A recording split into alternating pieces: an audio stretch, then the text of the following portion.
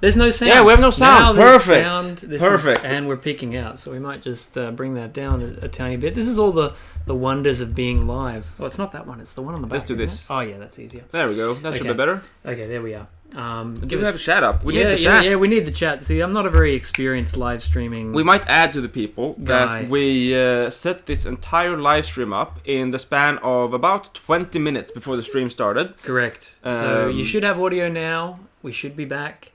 Okay, cool.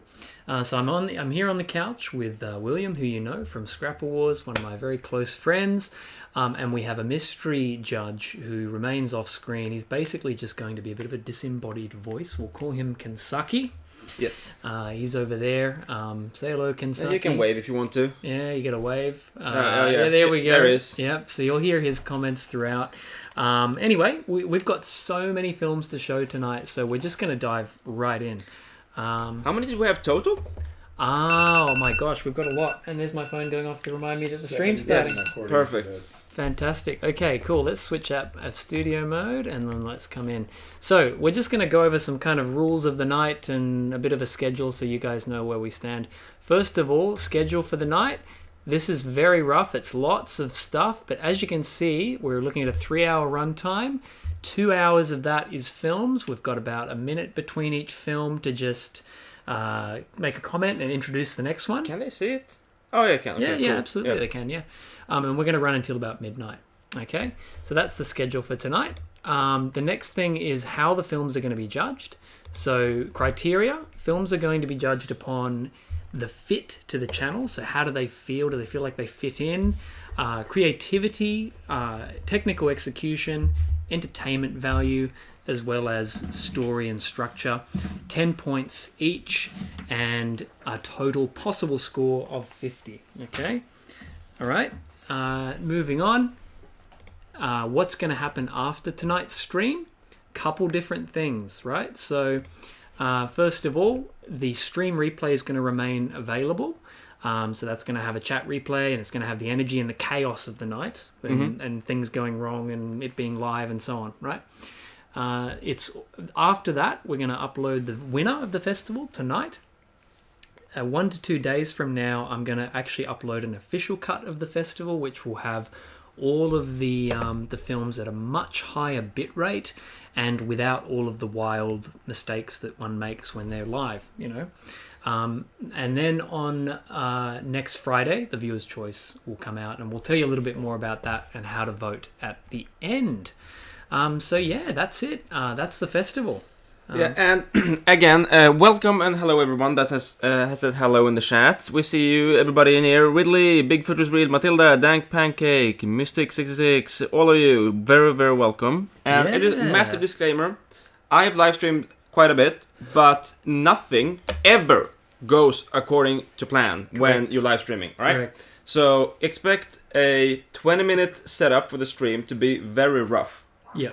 This poor man has been running around for the past 2 months with moving, with packing, sorting stuff in Australia, and he landed here less than half a week ago and been going constantly with prepping this stream for you guys. Correct. We just now this evening had time to actually sit down to do the OBS setup. So just a massive disclaimer of production value is, you know, not the usual elegant and extremely polished videos that you guys are used to. It's going to be chaos, but we're going to do our best. We're going to have fun, and I'm so excited to show you the films because every film tonight is incredible in its own way. I've gotten some sneak peeks, and oh man, they are sensational. Okay, so our first film, I should have this up. I'm so disorganized. Give me a moment. Our first film, to tell you about it, it is a film called First Frame Forever Frame, Nikon D3100. And it's submitted by a gentleman named Genesis A. Let's get right into it. All right, so here comes the first film. Film number 1. You wanted to be a content creator, but you don't have those prosumer gadgets that those big YouTubers have. But somebody gave you their old DSLR camera. So how can you make a DSLR camera great enough for your content creation in 2025?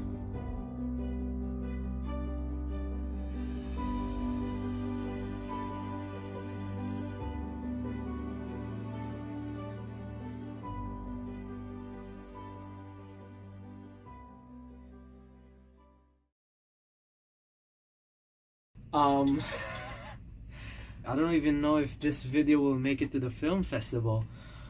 Well, here we are. So hi, my name is Genesis Archer. I am from the Philippines. I don't even know if anyone from here in the Philippines will submit a video to the Greenham Gaming Film Festival, but hey, I might be the only one. Let's make this count. So the reason why I made this video is because I have two things in mind. Number one, I want to know what it feels like to be in a YouTube channel with a lot of followers, a lot of subscribers. I want to be in that kind of territory. And second, basically what I have in mind for years now is what it feels like to have a DSLR. Okay, story time. So back when I was around 12 to 13 years old, I've been basically a big fan of Greenham Gaming. I've been watching a lot of his videos from that adding a RAM to your PC until now. And by the way, I'm almost turning 20 years old now. 20 years old. Time flies. But yeah, I've been amazed by his videos a lot. To the point that even though I've watched his videos for millions of times now, for some reason I still like it. It feels like I've just watched the video first time. I just really like the way he made his videos. And I always keep on asking myself, what if I make a video? What if I somehow become a YouTuber? I started making my own YouTube videos back in, let's say, around 2017. It's just like, you know, some sort of kiddie videos, not really like toy reviews, but like, you know, just basically trying out what I can do, what possibilities I can grab, or what opportunities I can, you know, use in order to be popular in YouTube. I started from making travel vlogs, from every family road trips, to making contents in school. I don't know, because vlogging back then was that big, to the point that the mindset in children's here in the Philippines back then is, when you want to be a YouTuber, you can be like PewDiePie. You started from gaming. But I guess it didn't work out for me because I don't even have a gaming PC back then. You know, I have a lot of things that I wanted to get that back then, due to financial issues, I cannot even have one of the things I want, including a DSLR. Last year, or maybe around 2023, I guess, I somehow borrowed a DSLR from a friend of mine that I can bring home. I can bring it anywhere I want. If I want to take pictures on a family road trip, just one permission away and I can bring the camera. It wasn't Canon 1100D. It's not the camera that I will show you guys in this video. Just wait a couple more seconds, I'll go to that. No, you don't buy cameras just to play around with things. You buy DSLR cameras because you wanted the best of the best photos in your budget. So just last year, somebody gave me their Nikon D3100. It's a very old camera. Even this phone that I'm using right now, the quality of this camera, even it's the front camera, not the rear camera, it's better than this. Maybe photography, a bit more post-processing, and this will be great. But what if you're stuck with this? What if somebody gave you this camera and you don't have any other choice? This camera only has 16 megapixels. Guys, the phones nowadays, they have 54 and above megapixels. They have better lens than this. It has an 18mm to 55mm kit lens, and it doesn't even have a lot of support for lenses, for other third-party lenses that is compatible with this camera. But this thing is still great. In photography, you have a lot of options. You can go manual mode and change everything you like. This is basically the reason why, you know, people buy DSLR cameras or even mirrorless cameras. But for me, the reason why I still want DSLRs is because of their quality.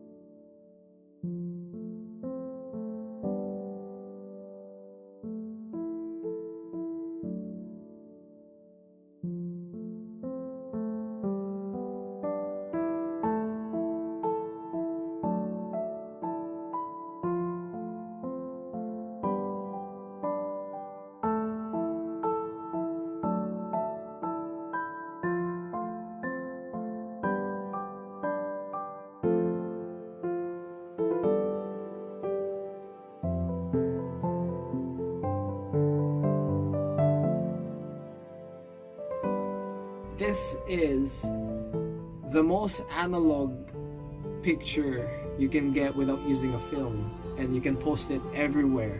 That's the reason why I really wanted to use DSLR in 2025. A lot of great technologies have been out, and I still love this. By the way, guys, special thanks to Greenham Gaming for, if this video comes up to the film festival, huge thanks to Team James, to Sir Team James, for letting my video be out in the wild. So guys, thank you guys for watching, and see you guys in the next video. Maybe, hopefully, next film festival, maybe.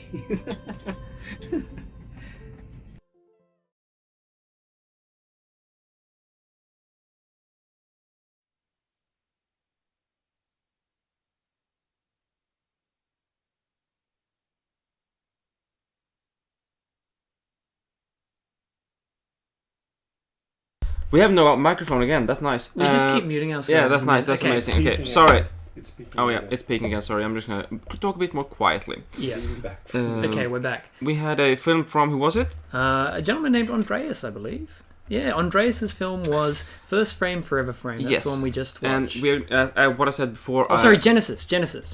Yeah. Genesis. And what I said before, I had muted the microphone, was that we're not going to get in depth with the feedback on the videos. We would love to, but we actually do not have time. Correct. Because the first what's it called, the schedule that you did the first time Yeah. was about 6 hours long Yeah. for 17 films. If I gave feedback on each film, we worked Yeah. out that it was going to be that long. So Yeah, so that sadly will not work. Yeah. Let's see here. Let's see. We will say quick little hellos to the chat and while Yeah, we just gonna introduce check the next in. films. We said not going to be very active in chat. Mm-hmm. We will be maybe in the intermission, which is going to be later on. But we're just going to have to watch them back to back, and we're giving them scoring on paper here. We are going to tally them up later on, but sadly no in-depth feedback, as we said. Correctamundo. We've got lots of people coming in. Someone from Singapore there. Yes, we're live, Turbo. Les, good to see you. Serial, good to have you there. Trip, Son of Reality. Our next film is a film by a gentleman named Artie. And Artie has made a movie called Little Retro Helper. Acer Aspire Revo R3700. This film is Little Retro Helper. Acer Aspire Revo Is that the one? R3700. Hit play. Is that the one? That's it. Oh, okay, alright, yeah. We'll switch in. So Yep. let's roll. Next movie. Next movie. In 2004, My first computer, an Intel Pentium 4 at 2.4 GHz with 512 megabytes of DDR RAM, an ATI Radeon 9600 was my gateway to a digital wonderland. Pretty cool PC for that time, above average I would say. I played a ton of games that I already missed and a bunch of new games at the time, when technology was just beginning to unlock its potential. Today, in 2025, I'm returning to that era, but with the Acer Aspire R3700, a compact and I hope powerful enough machine from 2010.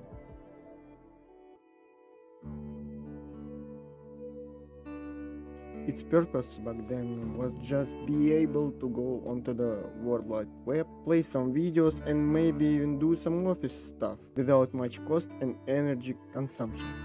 This laptop was purchased by me in 2023 for only 2000 rubles or $30 with one goal: to recreate the digital atmosphere of 2000s, but in a more convenient form.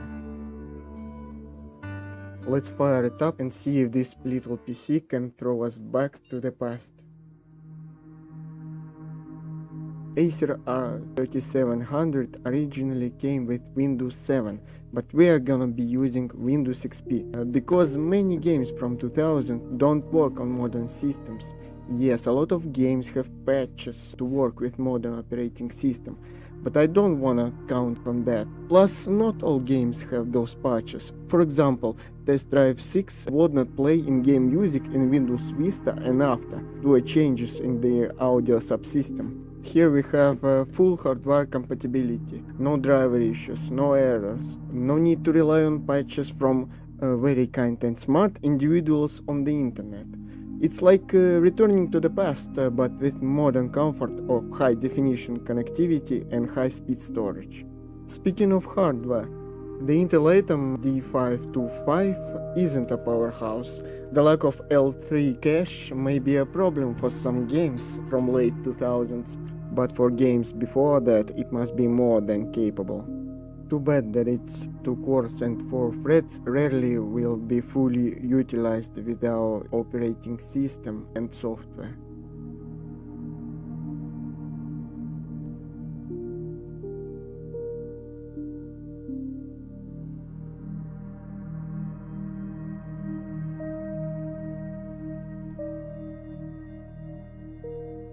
This NVIDIA Ion 2, second version of NVIDIA's low-power graphics solution for netbooks and laptops with Intel Atom CPUs. It technically supports DirectX 11, but its feature set is 10_1. Anyway, you don't wanna play those games on this GPU and CPU combo. Performance would be miserable.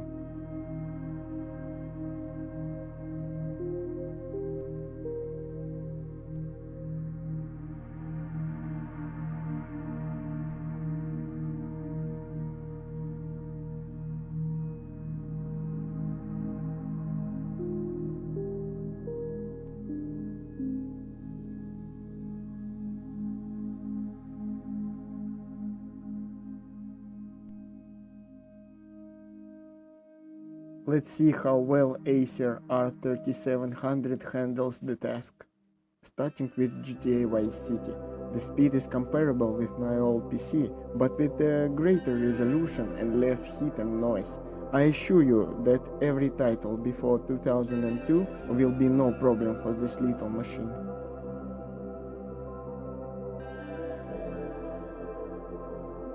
Oh yes, Need for Speed Underground 2 runs and plays exactly as I remember it on my old PC with high settings. But here we have HD resolution, definitely playable and beautiful looking too.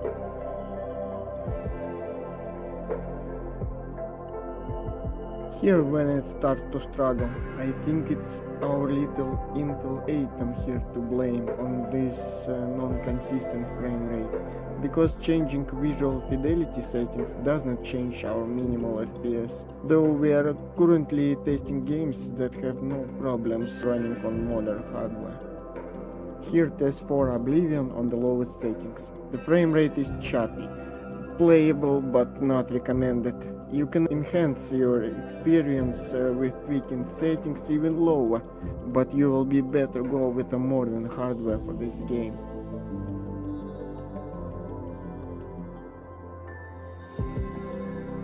This one was a surprise. Yes, it can run Crysis, and pretty good for what it is. Maybe Threads is helping. Honestly, this is running better than my old PC back then.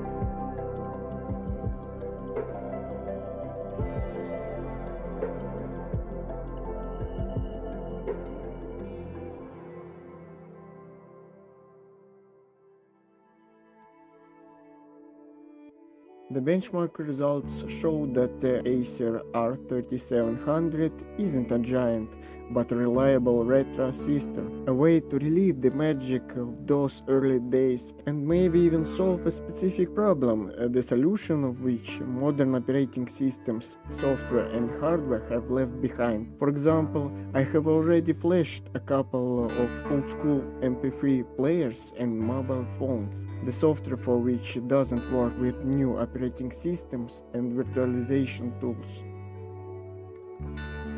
I'm also tried some overclocking of this little Nvidia Ion chip, but despite big increase in frequencies, performance impact was negligible or even worse in some scenarios. Maybe because this chip is connected to our Atom with only one lane of PCI Express version 1.1, and its speeds is abysmal compared even to AGP speeds. And for an Atom, I couldn't find any software that can overclock this CPU. ZFSB seems to be incompatible with this platform, so we are stuck at 1.8 GHz per core. If you know how to change that, please let me know in the comment section.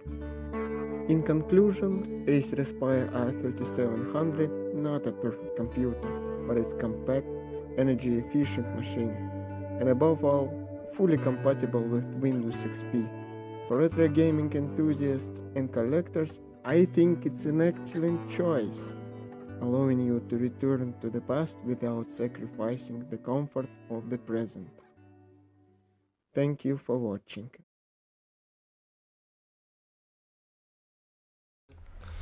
Oh man, that was good. That was very good. I saw someone in the chat saying that was a very calm video with the calming music, and I cannot do anything other than agree.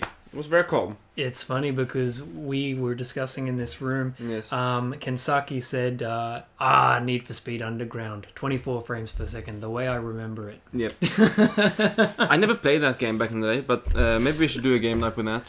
Yeah, it's so cool, so cool. Okay, next film, because we do have to keep moving, but yeah, really, Yes. really cool. Next one is from H Blank, one of our members of our Discord. That's the one, yep. And H Blank is making a video called Classic Radeon Review, the R9 270X. Okay. All right. Let's go into it. Let's get right into it. 3 words. Classic Radeon Power.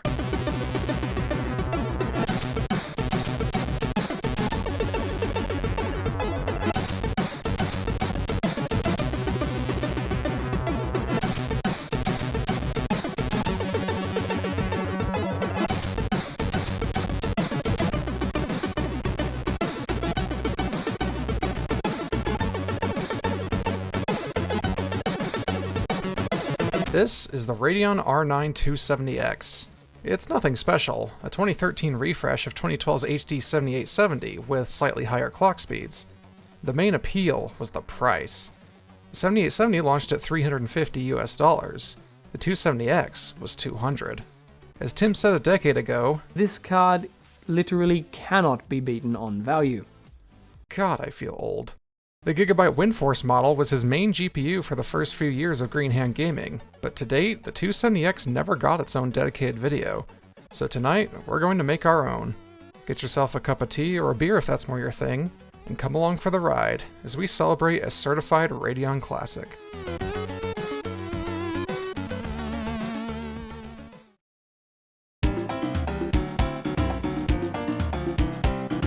On paper, the 270X is more powerful than the PS4's GPU, but raw power isn't everything. This 270X uses the original GCN architecture, and, like Tim's Gigabyte card, only has 2 gigs of VRAM.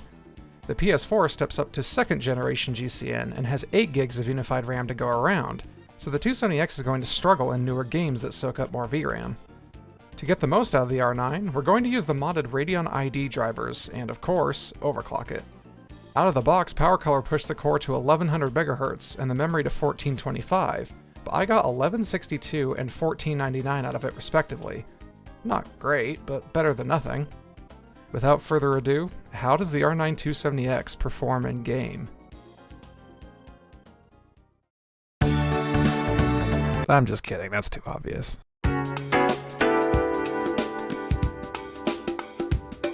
The Witcher 3 with the next-gen update runs well at 1080p, though the frame rate drops hard when the wild hunts show up, even at lowest settings.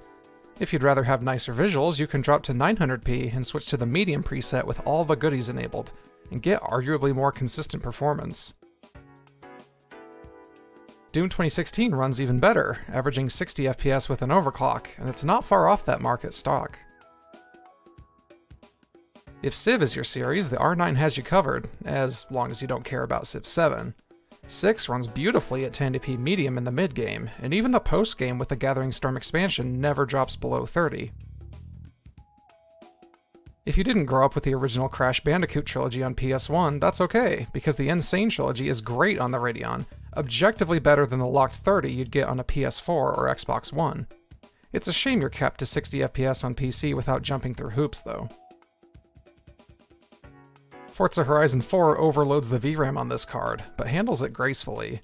1080p medium is technically playable, but the game just isn't as responsive as I'd like. I put hours into this game on the 270X at very low, and the experience is so much better. The second newest Far Cry game is a treat on this card. It's good enough for 1080p high if you don't mind 30 plus FPS. If you'd rather have 60, you can drop to 900p medium, and the game is still gorgeous. The latest installment in the Trackmania series is a hard one to test, mostly because I suck at it and don't have club access. I did the best I could, and so did the Radeon, putting down great frame rates at 1080p even with some good old-fashioned MSAA. Hitman World of Assassination runs okay with the game's suggested settings at 1080p, and you can get to 60 FPS easily by dropping to 1366 by 768 and turning SSAO and level of detail down to low. Sadly, the good news stops with 2022's Grid Legends. This is a textbook case of VRAM overflow handled badly. The game stutters like crazy even at 720p, and that's a shame because prior entries like Autosport have some of the best optimization in gaming, period. First-gen GCN really struggles in Ratchet & Clank Rift Apart. I dropped every setting as low as it'd go, and it still wasn't enough to reach palatable frame rates. I also tried the game on HD 7790, a card that uses 2nd gen GCN, and it did substantially better despite being weaker on paper. The 270X bounces back in Counter-Strike with very playable performance at 1080p and plenty of room to grow if you're a heathen that plays stretched. Last year's PC port of Red Dead Redemption nearly hit 60 FPS at stock, though it's not perfect. FSR-AA isn't available on this card for some reason, and I had to cut back the shadows to medium to keep the frame times from getting too spiky. It's still a great time overall, and personally I think it's a better game than the sequel.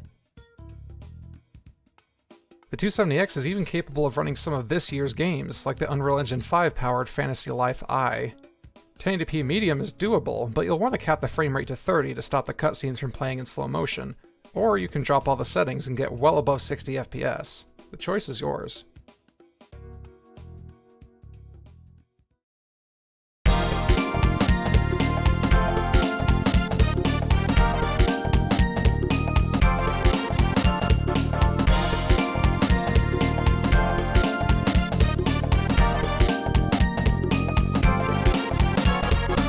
So, that's the R9 270X.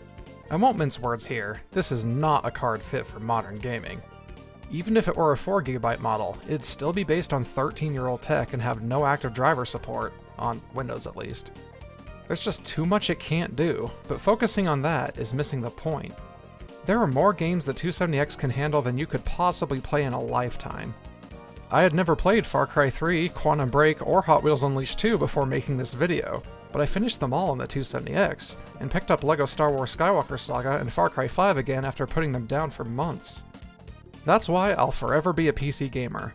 Doesn't matter how old or crappy your PC is, there are always great games to play. You just have to find them.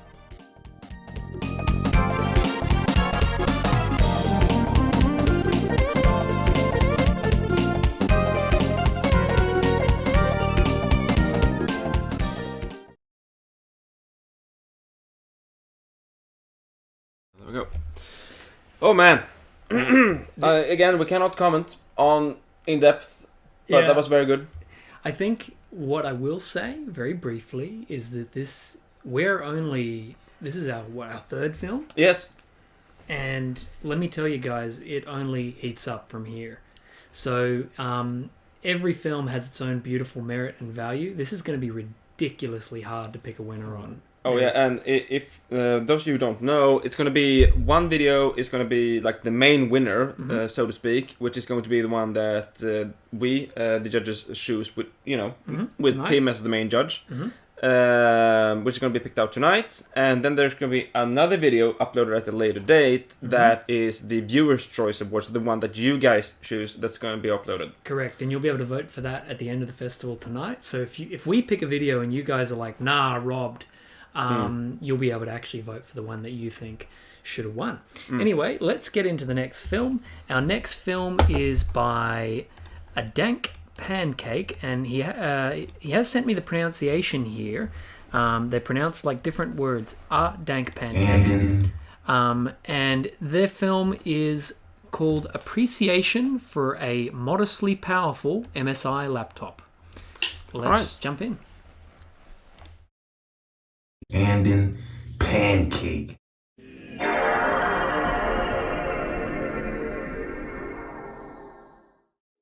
What's up, YouTube? I'm entering this film festival contest to make a video about my gaming laptop. Year after year, time after time on YouTube, we hear people saying not to buy gaming laptops and that they're a waste of money. I've owned two, and with a 50% success rate of the laptop not self-destructing, I can tell you it's a gamble each time you buy. Nonetheless, I believe that's a gamble worth taking. I want to show you why that is in this video, so without further ado, get yourself a cup of tea or a beer if that's more your thing, and come along for the ride. This is the MSI GE76 12UE. I know, what a catchy name, it just rolls off the tongue. This model is one of the 2021 versions, coming in at about 17 or so inches and 8 or so pounds. That's a little over 3 kilos for those of you not using Freedom units. So you can imagine it's not the lightest thing ever. It's physically so huge that when I was working on my undergraduate thesis, my group mates and thesis advisor regularly called it the Beast, just off its size and unwieldiness. The display is, again, about 17 inches or so and IPS with a refresh rate of 144 Hz and resolution of about 1080p, so it's pretty standard for what you get nowadays.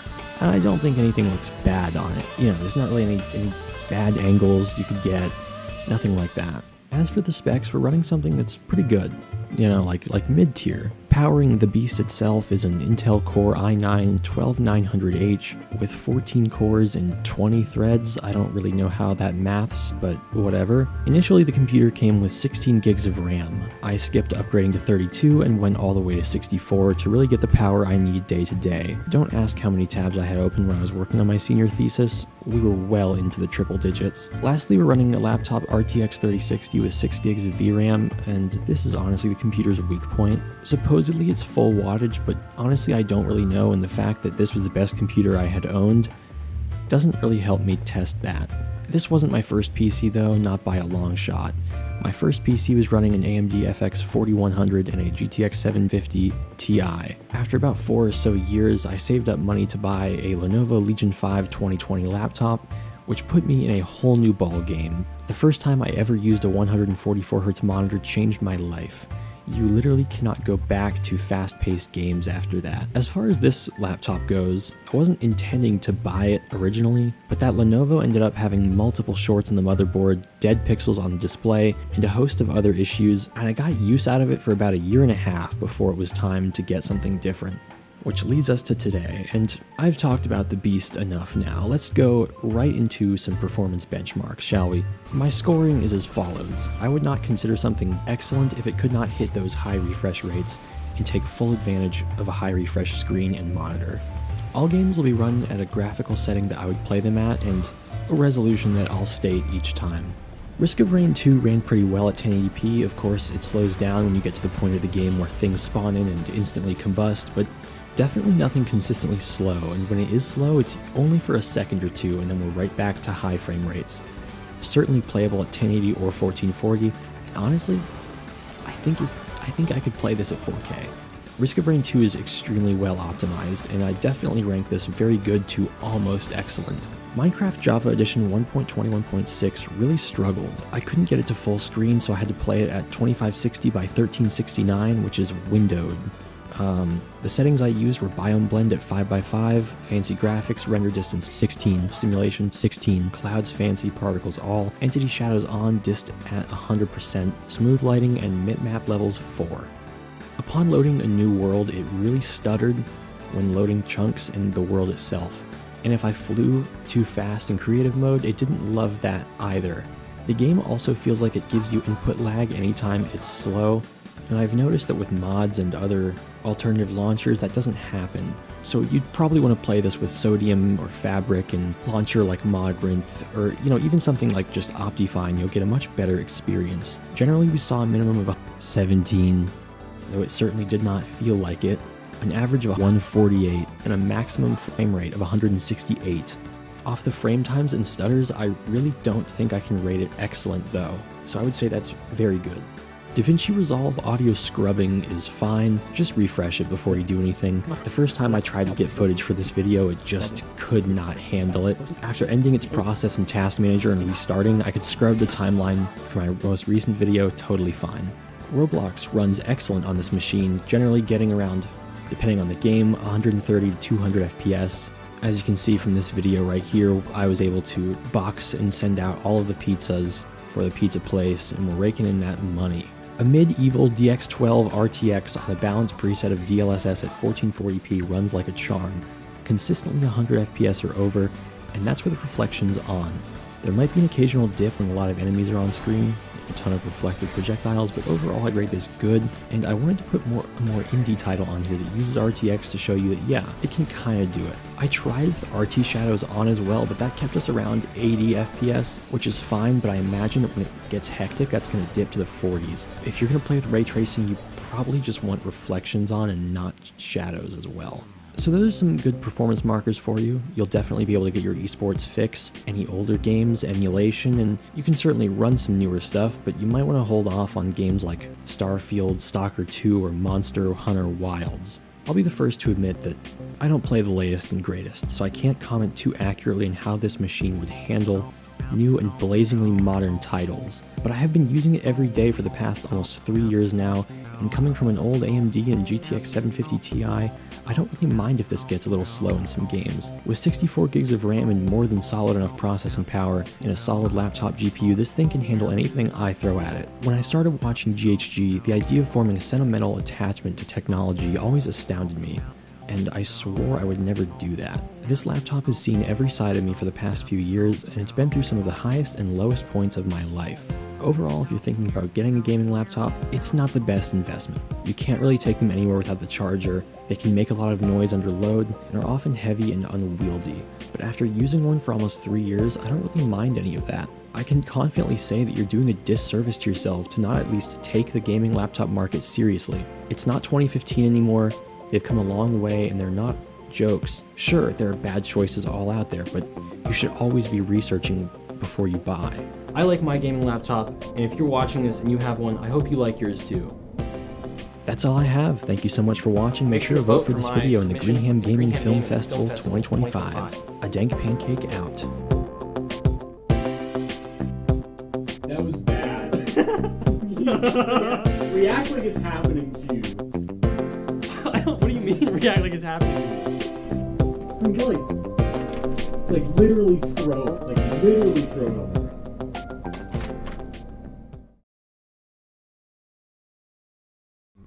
Alright, That was film number 4, was it? Yeah, it was. That was 4, and yeah, I mean, Amazing wallpaper, just gonna say. every time it came up, I just... Anyway, fantastic work. We have to keep moving, so on to our next film. Film number 5. This is a film submitted by Trip Tech. That's Trip with 2 P's. And the title is How My Tech Journey Began with the Xbox 360. Alright, let's get into it. Tonight's video is not one of my usual projects. I haven't said it a lot, but Tim over at Greenham Gaming was actually a big inspiration for me starting this channel in the first place. So when I saw that he was accepting submissions for his film festival, I knew I had to come up with a submission. But what video was going to be good enough to submit to the Greenham Gaming Film Festival? I decided rather than just a normal project of looking at a cool piece of tech, I was going to tell my origin story. This is the story of how my love for technology began, and it began with the Xbox 360. Back in 2010, my brother and I both pooled our Christmas and birthday money to buy an Xbox 360 Arcade Edition from GameStop. I actually still have the original console today, even though the disk drive is stuck. I need to get around to fixing it. This console is what kind of opened my world to gaming and just tech in general. I remember the early days, my brother and I playing Modern Warfare 2, split screen, and Halo 3 sandbox mode, just shooting each other, and even though it was just the two of us, we were having fun and making memories together. Eventually, he would get his Xbox One and go play his own games, but I stuck with the 360 because it had such a big library for me to explore. I didn't want to go to the next generation just yet. I have a few memories of some specific games that I do want to share, and hopefully they show you how I experienced the Xbox 360 as a kid. Resident Evil 5 was actually my introduction to the Resident Evil series.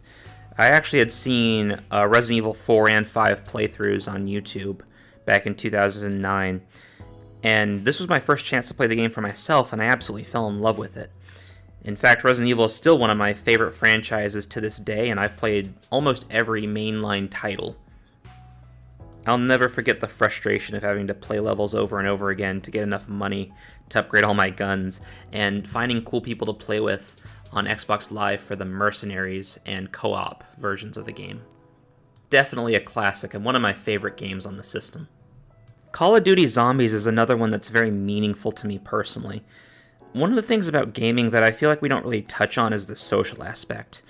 And this is where me and my brother did a lot of our bonding growing up, and we spent a lot of time together playing zombies and seeing how high of a round we could get to, and that'll always be one of my fondest memories of those summers back when we weren't in school.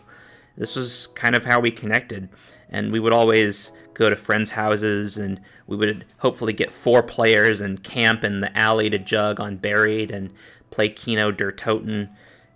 It was awesome, but it wasn't about the game necessarily. It was about just having fun and making memories. So when I think of zombies and every time I go back to play it, I always think of my brother, and I love playing it with him even when he comes to visit me nowadays. I know Grand Theft Auto is a very beloved franchise nowadays, but honestly, you can keep it. Give me the Saints Row series. Saints Row 1 and 2 are some of my favorite games on the system, and I really love the world building that they did and how it's emphasized on rival gangs, and you're the leader and you want to customize your gang and customize yourself in order to shape the town as you see fit. I fell in love with all the characters and the, early 2000s aesthetic of the game. I had so much fun with all the activities and the unlockables like carjacking and escorting, doing street races. The Hitman activity was my favorite because you had to strategize so much. You could buy all kinds of guns and upgrade your cars and just do whatever you want. It was great, and it was packed full of freedom. In fact, the original Saints Row is a 360 exclusive, a real exclusive. You couldn't play it on PS3, and it didn't even come to PC, so the only way to experience it is on the 360. And it's one of the games that made me a very proud 360 owner. Skyrim. I mean, what else can I really say? It's Skyrim. This game unlocked a whole new world for me. When I played this game on release, I was blown away how open the world was and just how much control I had. I can make my own character, choose their race and their gender, and put their skills into whatever I wanted. I can do the main quest line, or I can run off and just do side quests. I could be a thief or an assassin or a mage. It introduced me to a level of RPG that was unprecedented for me at the time. I'd never seen anything like it. This is a game I can play anytime, any day, and just get immersed in it. I can go anywhere in the world, or I could do whatever the quest line is, and I would just get engrossed in the story and the world building and the characters. I know it's been re-released a ton of times, especially with the 60 FPS and enhanced editions that added more content, but honestly, I like going back to the 360 version because it's what I'm nostalgic for. Even though it has frame rate issues and it doesn't look the best graphically, this is where it started for me, and this is the one that I really like playing. I actually credit Skyrim and Fallout New Vegas and Fallout 3 with getting me into PC gaming, because once I had played through all the games and experienced everything they had to offer, I really wanted to enhance my experience with mods. And that's kind of what set me on my journey into PC gaming, was so that I could play these games again, but with a brand new experience because of mods from the community. If it weren't for these games, my journey into PC gaming would probably look quite different. The Xbox 360 was also with me through some tough times as well. Back in 2021 during the pandemic, I actually accomplished something I wanted to do since I was in the 6th grade. I went for every achievement in Dead Rising 1. Since we were in lockdown, I had nothing else to do, and I actually took up the task of completing 7-Day Survivor, where you have to play the entire game for 14 hours straight, so you can survive in the mall for 7 days. And I actually did it. So on my slim Xbox 360, I have a save file where I have all 50 achievements in the game. It's probably one of my proudest moments as a gamer, and I love that I was able to experience that on the 360. And it just shows that, you know, from 2010 to 2021 and even today, it's been with me through so many years. So there you have it. That's my origin story, and that's how my love of tech began with the Xbox 360. I'm sure many people have had similar stories, but I hope what my story can show you is that your passion can be sparked from anywhere. I went from playing the Xbox 360 when I was 11 years old to going to college to study computer engineering, getting an internship in Silicon Valley where I learned about making computer chips, and now I work as an engineer in the electric vehicle industry. My journey has been incredible so far, and it's not over yet. But I think it's important sometimes to just reflect on where we come from, and the Xbox 360 was where it all started for me. If you're able to connect to my story, I encourage you to follow your passion, whatever it is, even if it's not in tech, because you never know where it will lead you. But I hope you guys enjoyed. I hope that this was able to connect with some people in some way. Thanks so much, Tim at Greenham Gaming, for considering my video for submission. Thank you guys for watching, and I will see you next time.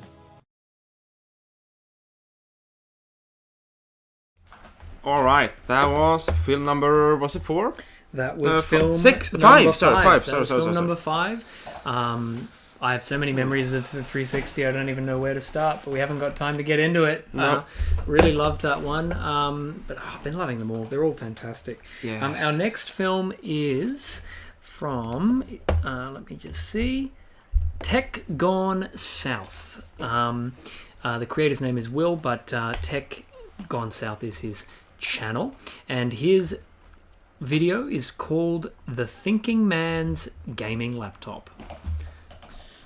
Alright, should we start it? Get into it. Alright, let's get into it.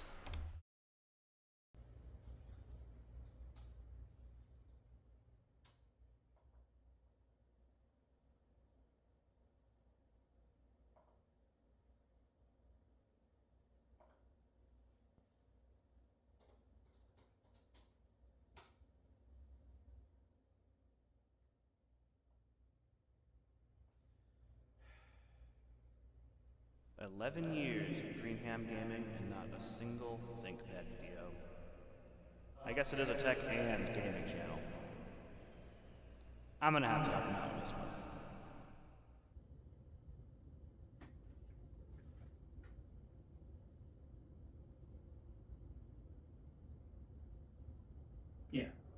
Yeah, I can help you sort this one You see, Tim, I understand exactly what it is that ThinkPad enthusiasts want. I understand exactly what it is that ThinkPad enthusiasts need. What they need is to see what they'll be rocking in 10 or 15 years.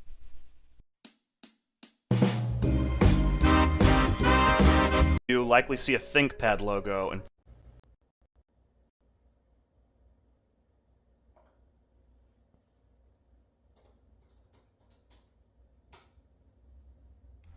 Sorry, guys. Technical difficulties. Technical We're so difficulties. sorry about that. Restart that Yeah, one again. we're rerunning it. From fresh. Yes, so sorry about that. So sorry, so sorry. not a single thing.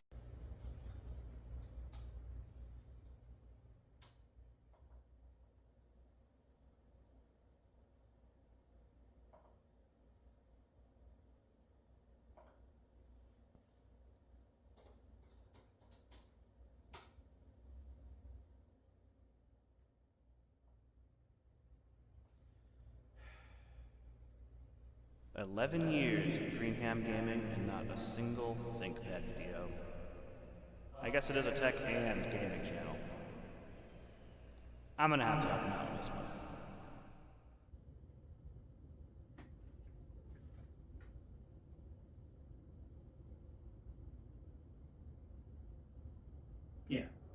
Yeah, I can help you sort this one out. You see, Tim, I understand exactly what it is that ThinkPad enthusiasts want. I understand exactly what it is that ThinkPad enthusiasts need. What they need is to see what they'll be rocking in 10 or 15 years.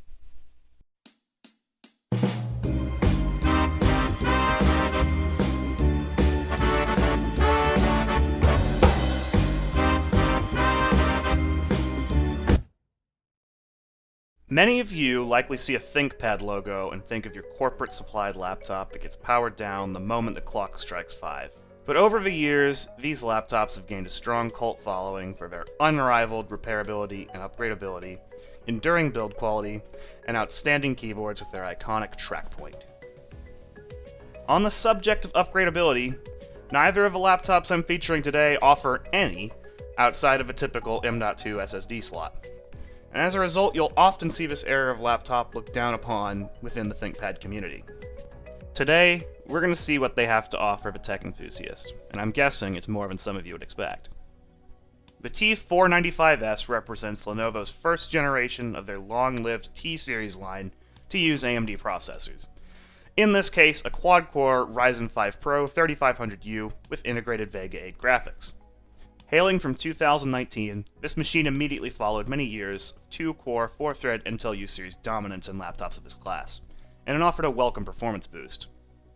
Switching gears to talk about the T14, we find a notebook powered by a Ryzen 7 Pro 6850U with 8 cores and 16 threads, underpinned by AMD's Zen 3 architecture. I'd like to quickly highlight the 32GB of 6400MHz DDR5 RAM. An unexpected advantage of Lenovo's move to soldered RAM, as SODIMM DDR5 can only crack 5600 MHz. In a gaming context, this should keep our integrated Radeon 680M well fed.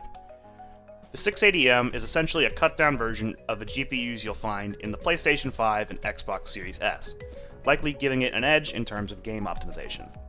Both of these machines offer sleek, lightweight chassis with excellent fit and finish, all-day battery life under light use, decent display options, a long-time T-Series weak point, a solid range of I/O, although SD card readers would be nice, as well as class-leading keyboards with that all-important track point. That's not bad, let's game.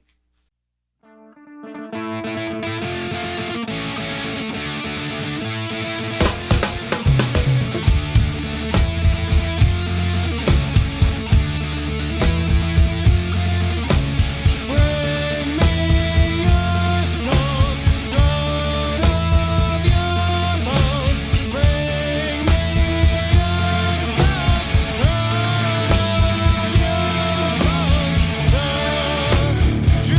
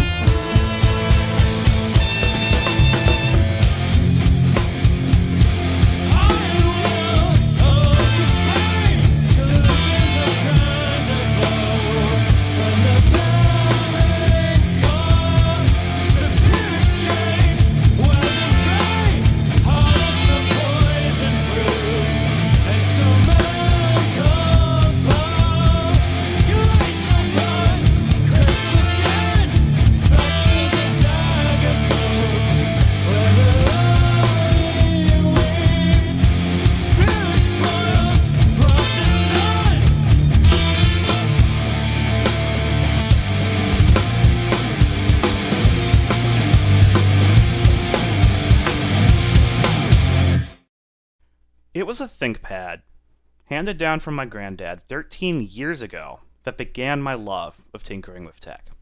And ever since then, I've had more than my fair share. By the benchmarks, the T14 is the more interesting story. Its primary purpose may not be gaming, but this kind of versatility in a laptop really didn't exist until a few years ago. It provides an enjoyable experience, at 1080p, with some real modern heavyweight titles. This laptop replaced a 1050 Ti powered machine that cooked its GPU to death, and in the trade, I gained performance. It's earned its prime real estate in my media console, and whatever media console my travels take me to. As for the T495S, it's another hand-me-down from Granddad. His final laptop before his passing just over a year ago. He never liked this laptop, but to me it represents the last of some big and some small yet impactful gifts that he probably didn't think too much about after he stopped using them. Today, it does exactly what its predecessor has done for me all these years, being an everyday computer, a test bed, and a gaming machine.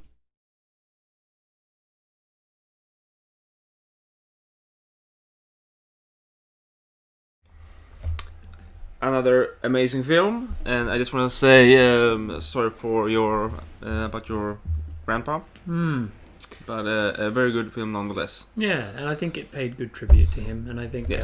I've got a lot to say about that, but we're short on time, but fantastic. On to our next film.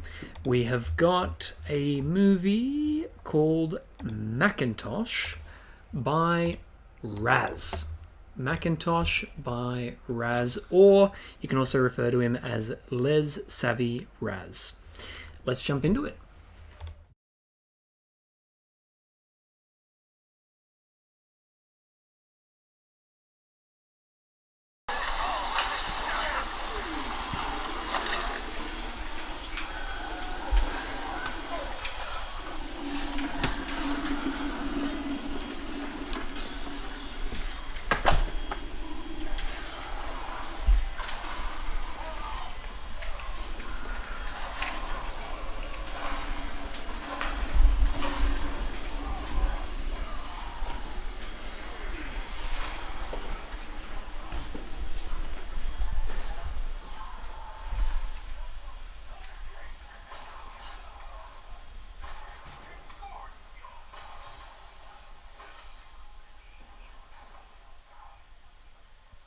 La mayoría de las personas se consideran individuos, como si no hubiera nadie en el planeta como ellos.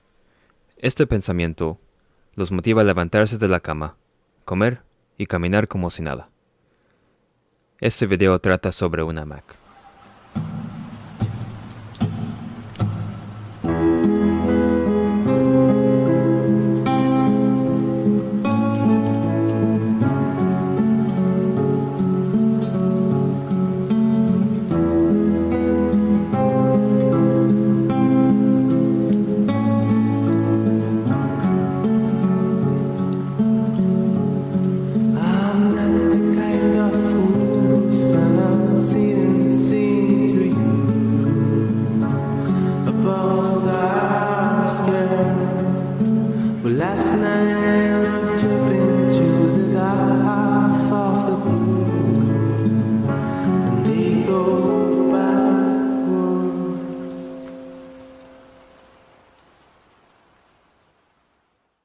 As a young child, all modern technology seemed impossibly out of reach.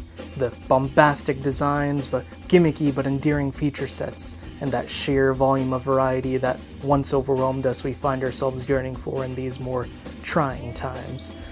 But nothing else proved to be more distant to me than the ability to merely claim ownership of one such Apple product. That sleek aluminum unibody design, a user interface beyond anything William Henry III could ever muster, an all-encompassing facet holding the processing power of tomorrow, today. My dream machine, or as I thought it to be so back then. Since that time, I've owned numerous laptops, built many computers, performed various upgrades, purchased several peripherals, all to enhance my computational ventures, and yet,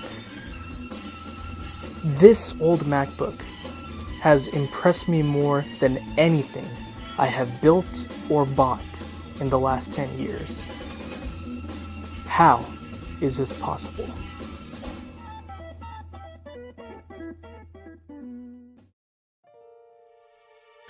The model I have here with me today is the mid-2012 MacBook Pro 13-inch, powered by a 3rd generation Intel Core i5, 16 gigs of RAM, and that oh-so-lovely 500 gig Toshiba drive.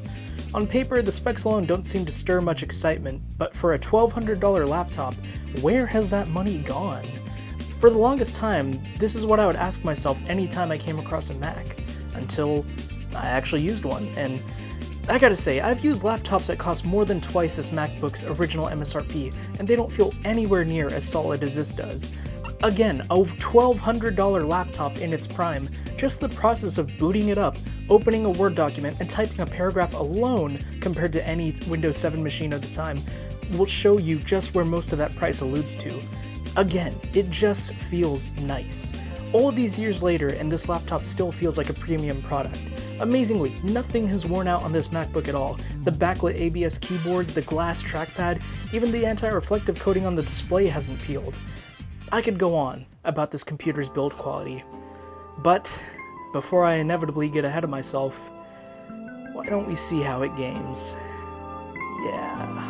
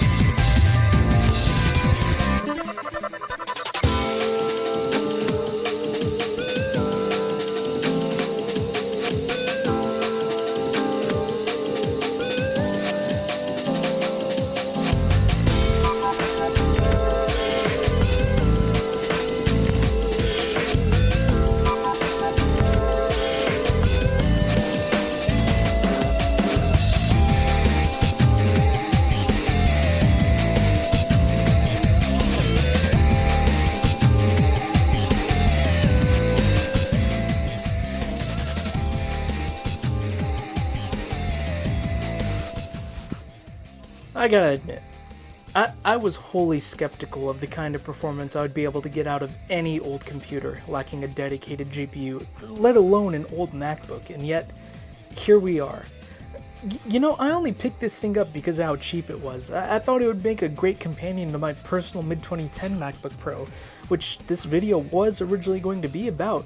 Instead, I think it's going to replace it. Not only is this laptop smaller and more powerful, it was also cheaper. I bought this MacBook Pro for $50. Less than a quarter the price I spent getting my 2010 Mac to where it is today. The only upgrade I did was throw in a spare 250 gig SSD I had lying around. Even if I were to include the price I paid for that SSD years ago, this is a $70 flagship device that works like new 13 years later, that actually games. And that is why this MacBook impresses me so. Thank you for watching, and good night.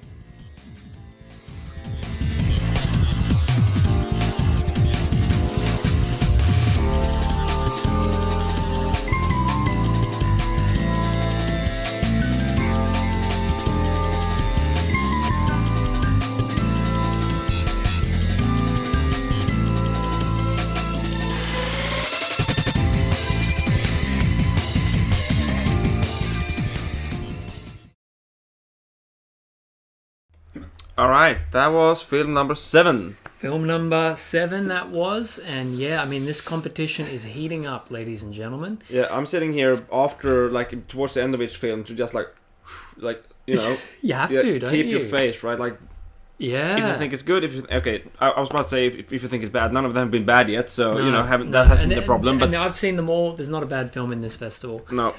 So we're gonna get into the next film, and if you're bursting and you want to get yourself a bathroom break or a cup of tea, don't worry. We're gonna have this film, and then we're gonna have a 10-minute intermission break. Okay. Our next film is called The Valve Steam Deck. And this is a film by Bated Bloom. That's all one word. And the creator's name is Dylan. Okay? Valve Steam Deck by Bated Bloom. Let's get into it.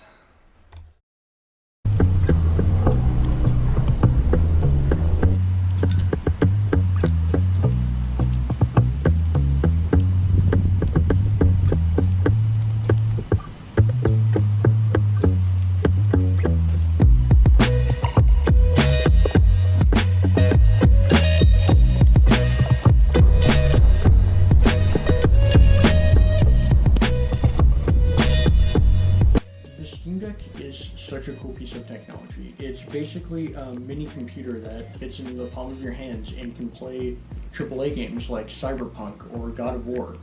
And I would like to talk about it for this video. My name is Dylan, and before we get into it, grab yourself a cup of coffee or a snack if that's more your thing, and let's talk about the Valve Steam Deck. First of all, let's get into the specs of this beast. It's rocking a 1280 by 800 screen with a custom AMD APU with a Zen 2 CPU. It comes with 16 gigabytes of RAM, basically meaning it can play some pretty high-end games. The Steam Deck's got this chunky yet comfortable design, and the buttons feel nice. They make you want to push all of them. Whoever designed the controls at Valve really cared, and it shows. The only other controller I really enjoyed this much was the Xbox 360 controller. It is harder to fit in a backpack, I'll say that. But when I'm away from my PC or consoles, I love taking this thing with me, and the best part about it is you have your whole Steam library on it. That's right. As long as the game is compatible, your whole library is on here to play. No need to go out, spend an extra $80 to play Cyberpunk again.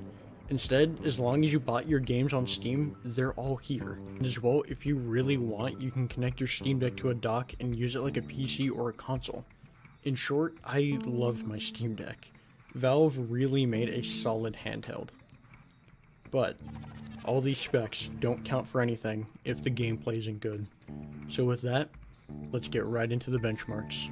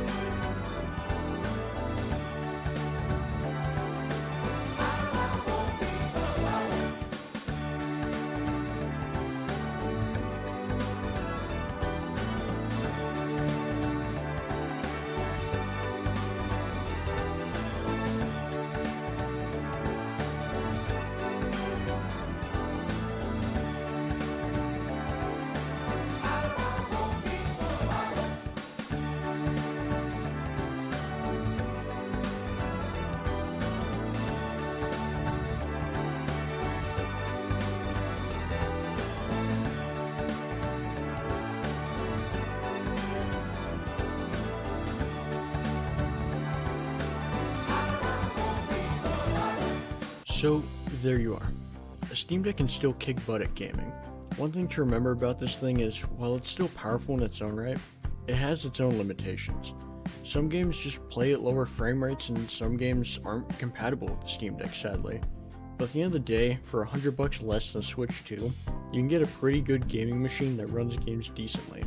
And if you have a large Steam library, you already have lots of games to play right out of the box. Thanks again for watching, and have a good night.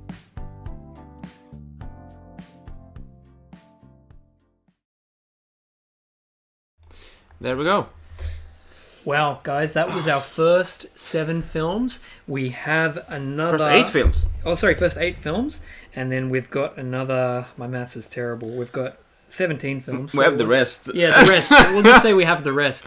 I did split it down the middle. So just to give us an opportunity to get another cup of tea or a beer. Yeah, if you guys need to use the bathroom, grab some food, because we've already been here for how long now? About an hour and 20. So yep. We're going to roll an intermission. You're not going to miss anything. It's just going to be a 10-minute timer on the screen. So feel free to have a little break. We'll be back in 10 minutes, okay? So we'll be right back.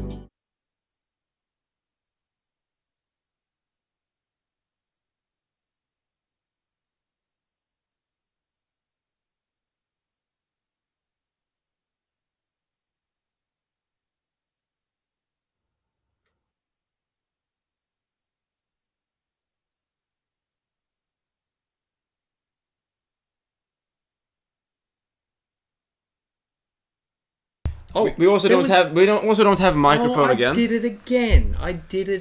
We are absolute professionals about this. We're the absolute worst. Yeah, live the streamers. the reason why we mute in between is, but thank you guys for telling us, by the way. But the reason we mute in between is only so that we, like, if for example, our third judge that you can't see, like, goes into the kitchen, which he did just now, to blow his nose, that doesn't get picked up on the microphone.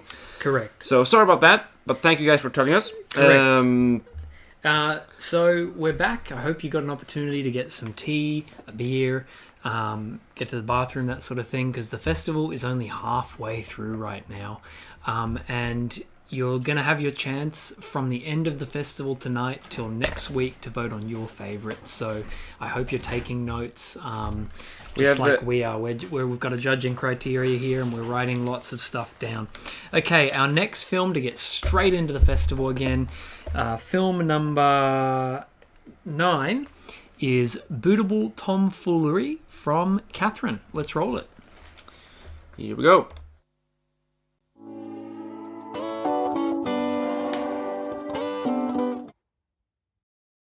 Well, that was pretty unfortunate.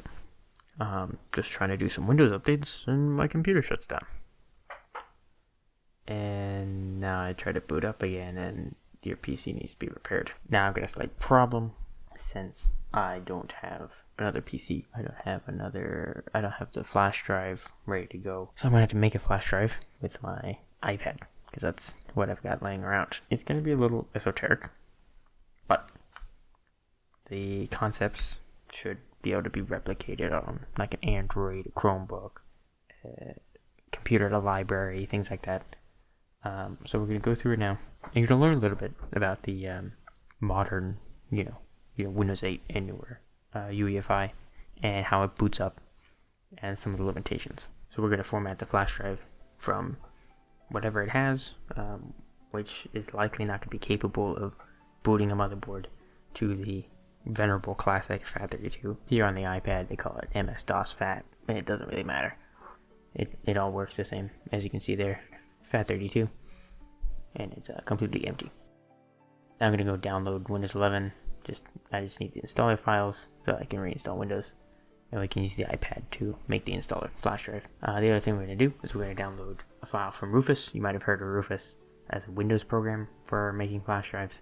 But they've created this little driver that allows us to use other file systems in addition to the original FAT. Since our flash drive is one single FAT32 partition, we will not be able to extract all of the Windows files. There's the install.wim file, which is 5 gigabytes, which is not capable to be stored on a FAT32 file system. What we're going to do is still copy everything else we can, and that will give us a very basic Windows that we can use the command prompt to create the other file systems we need. So we can have both a FAT file system as well as an exFAT file system. The FAT file system we will put the driver on, and we'll use the exFAT file system for the rest of the Windows files. Here I am extracting the files I can, skipping the install.wim file. In this app, I'm using the create folder option for sources. There's the files we expect to be there, skipping the install.wim file. So I'm booting up the Windows installer now.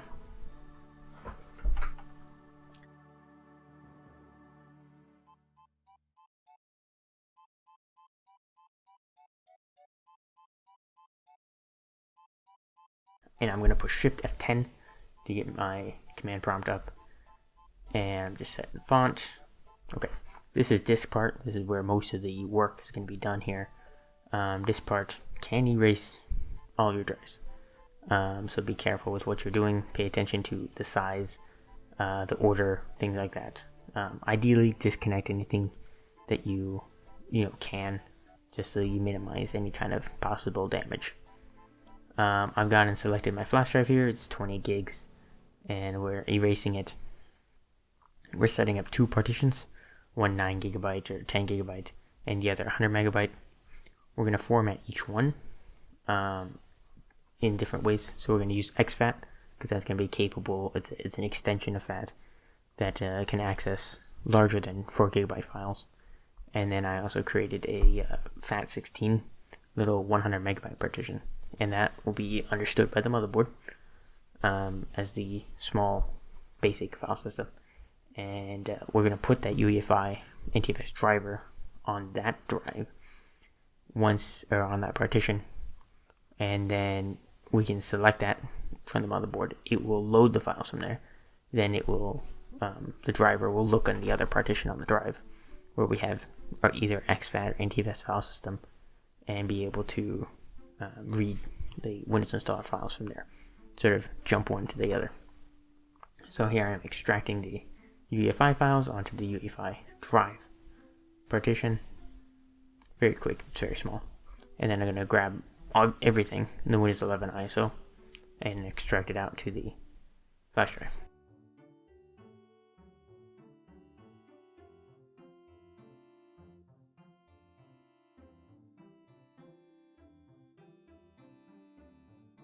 Alright, done and extracted both of them.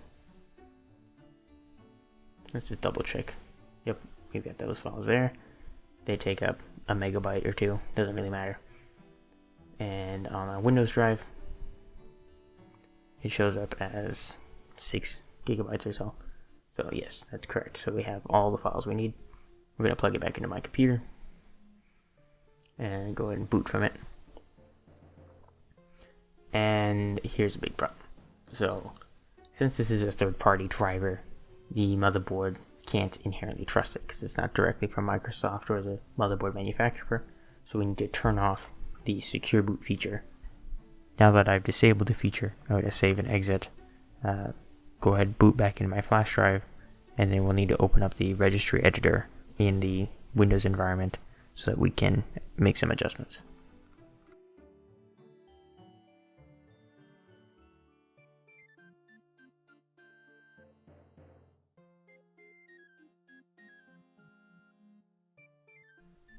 Now that we've disabled it, now we need to tell Windows 11 that we have secure boot again. So I've gone and opened the registry editor.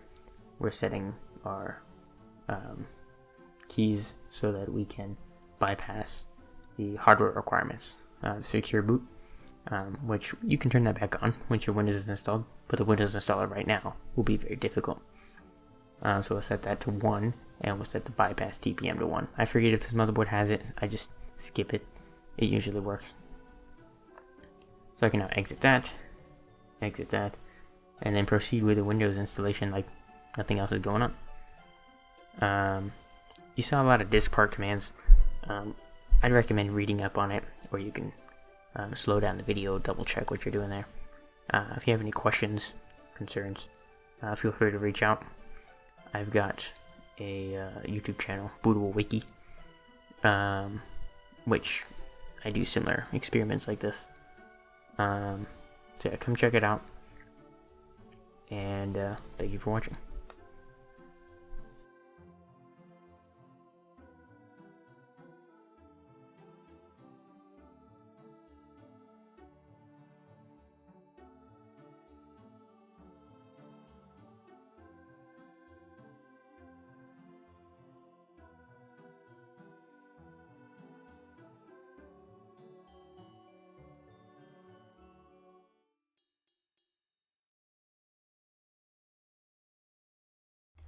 Alright, that was film number 9. Film number 9, Bootable Tomfoolery. I had no idea that you could do that. That's what I liked about that film, is I literally had no friggin' idea you could make a bootable drive with an iPad, which is wild. No idea. On to our next film, yes, which is from Socket Sanctuary, and the film is named R9-390 Reunion 10 years later.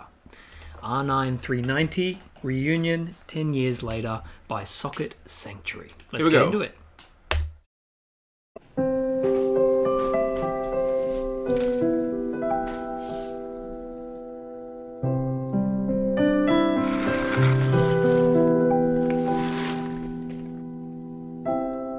Short steps, deep breath.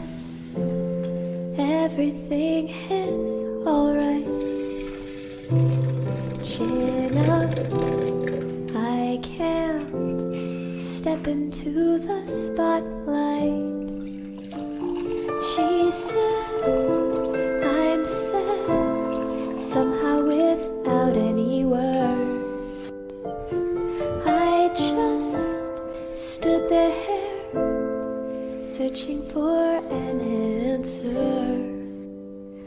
when this world is no more, the moon is all we'll see. I'll ask you to fly away with me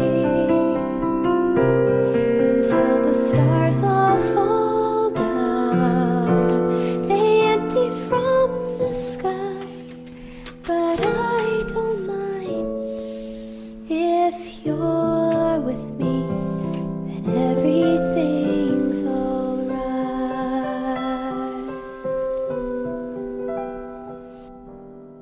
Everybody has that one GPU. You know the one. The one that you discovered your favorite games on, the one that blazed your way through an awesome summer, and the one that you've made more gaming memories with than you can count. You know what? I'm sure you're thinking of one right now, but for me, that one GPU is the Radeon R9 390. Over 10 years ago now, I started my journey with the R9 390. With it, I put in more time than I can reckon. Nights spent with friends, gaming into the early hours of the morning, recording gameplay footage with it and putting it up on YouTube.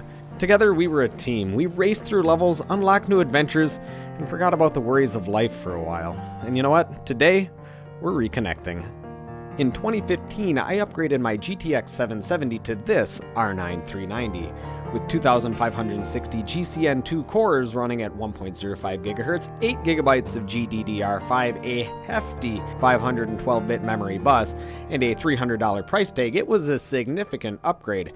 And as time went on, it just got better. This was the generation of Radeon GPUs that coined the phrase, fine wine.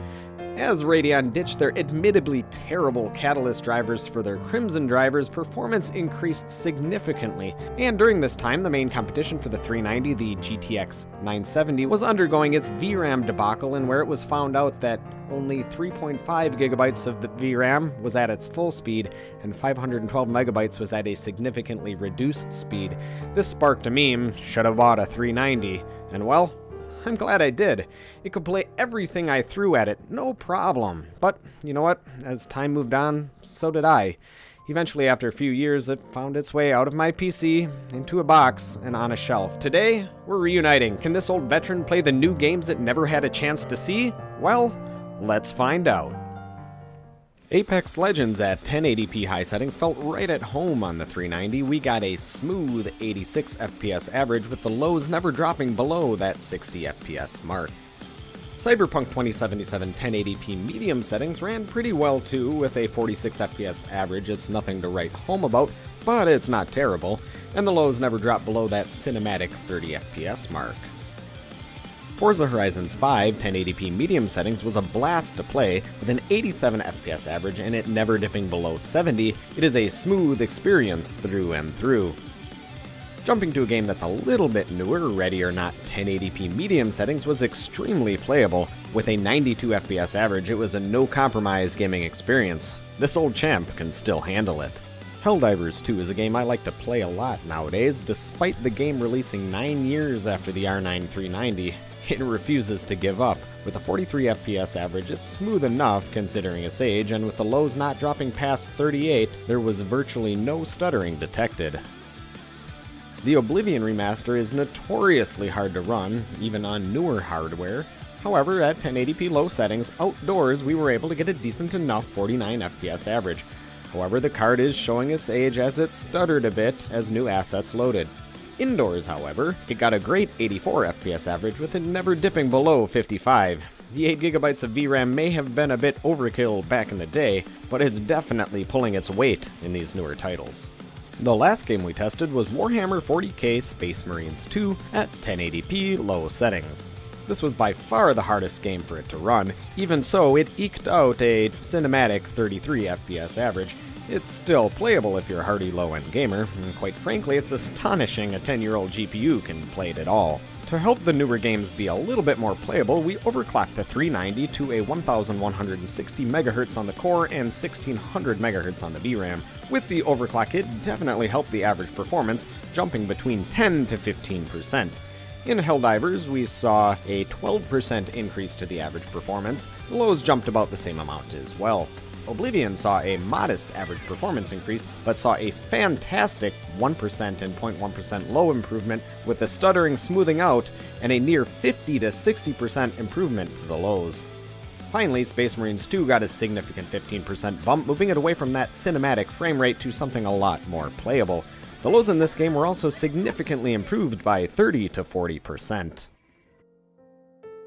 Even after all these years, the R9 390 is a heap of fun to play games on. It was like reuniting with an old friend. The memories we've formed can't be taken away, but time fades everything, so pick up your old GPU. You know the one. Spin it up and remember the good times. Because with an old friend, it's never goodbye. When this world is no more, the moon is all we'll see. I'll ask you to fly away with me until the stars all fall down. They empty from the sky, but I don't mind. If you're with me, then everything's alright. If you're with me, then everything's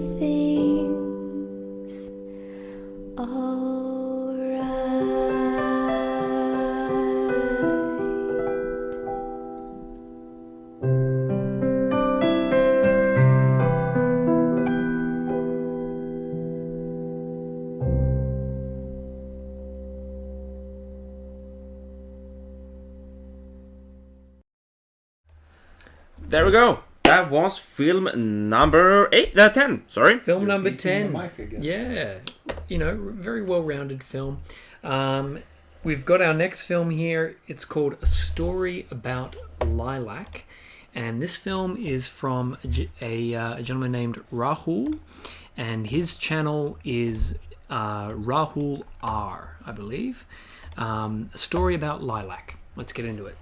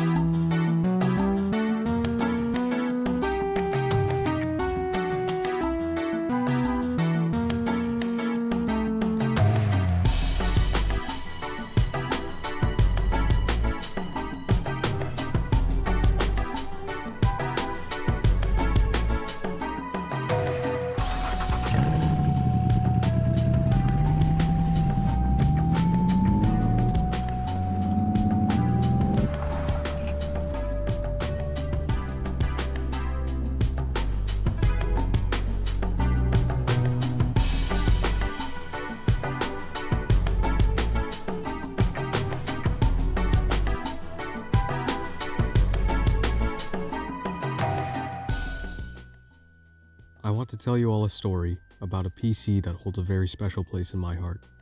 So get comfortable, grab a cup of tea or a beer if that's more your thing, and come along for the ride. This is a story about Lilac.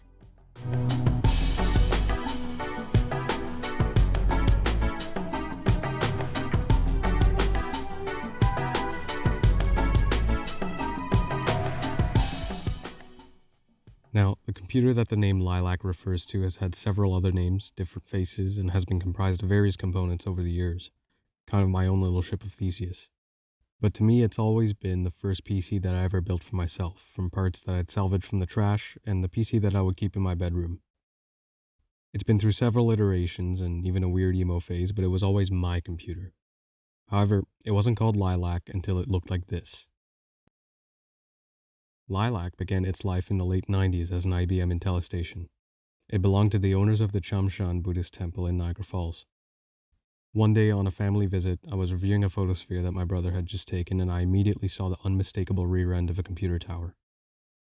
Sure enough, I found in the pile of old furniture that they were also throwing away electronics, among which would be this IBM. My first ever computer was a 300GL, which shared the same design language, so I instantly knew I had to have it. I timidly asked one of the people there if I was allowed to take it home and was met with a generous yes. Sadly, since I never got it working, it would spend the next 16 months under my bed collecting dust, until one day, I decided it deserved to be put to good use. But where was my PC at this time? Or better yet, what was my PC? One day on a walk home from school, I spotted a computer next to the apartment complex dumpster.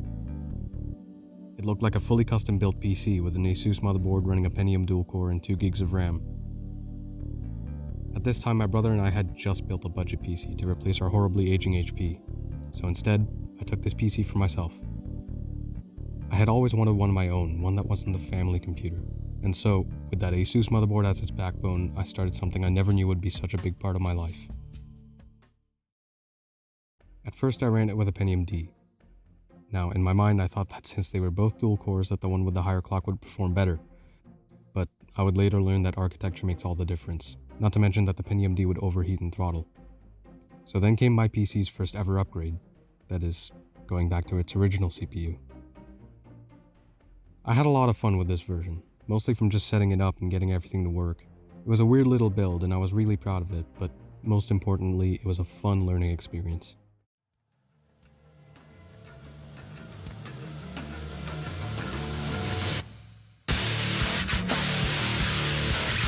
This is yet another PC that I saved from becoming e-waste. This Athlon-powered Optiplex had NVIDIA graphics, which was leagues ahead of the 945G chipset that I was all too familiar with. But as you'll come to learn, nothing is forever. This particular setup was one of my all-time favorites, yet it was so short-lived. It was very cozy and I loved how refined it was compared to before. But as we moved out of our apartment, I had to say goodbye.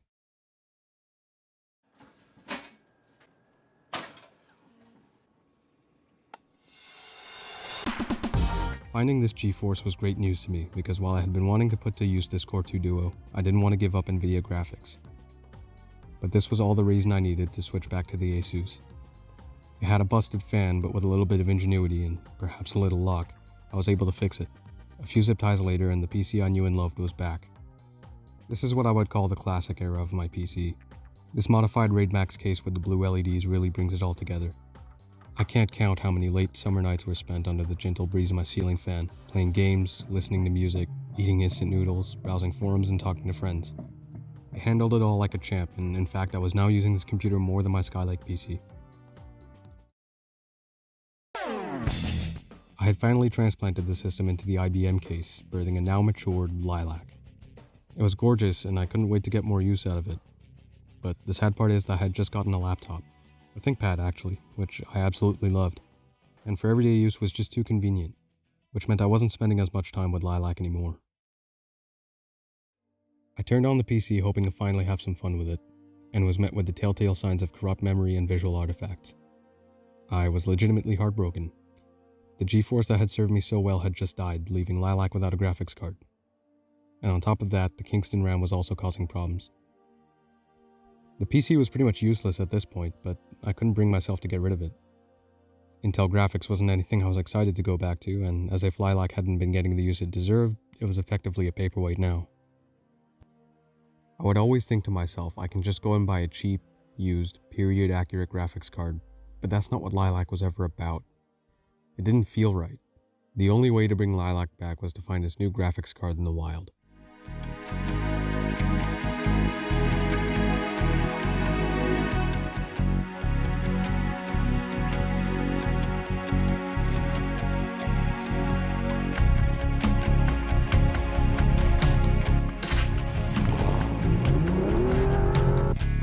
When I brought home this 8600 GT, I wasn't even sure if it was in working condition, but when I saw it boot up, my face lit up. I was smiling ear to ear, and for that day, I was a kid again. Lilac was back and better than ever before, and I sure as hell wasn't gonna let it rot, so I made it my full-time late thousands machine. And so I present to you Lilac in its current glory.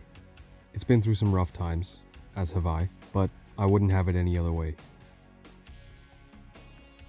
If I hadn't grown up with this PC and watched it grow up with me, I would be remiss to just sell it or give it away even. It's not worth much these days, but it means the world to me.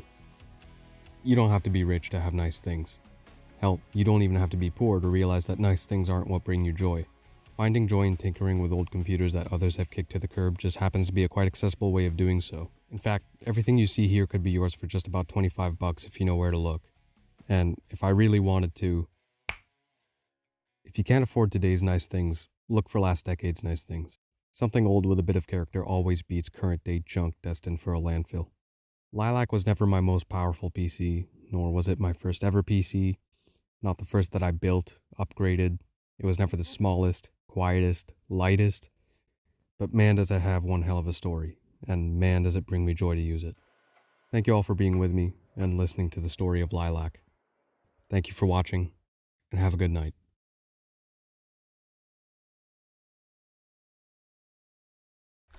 Alright, that was Lilac.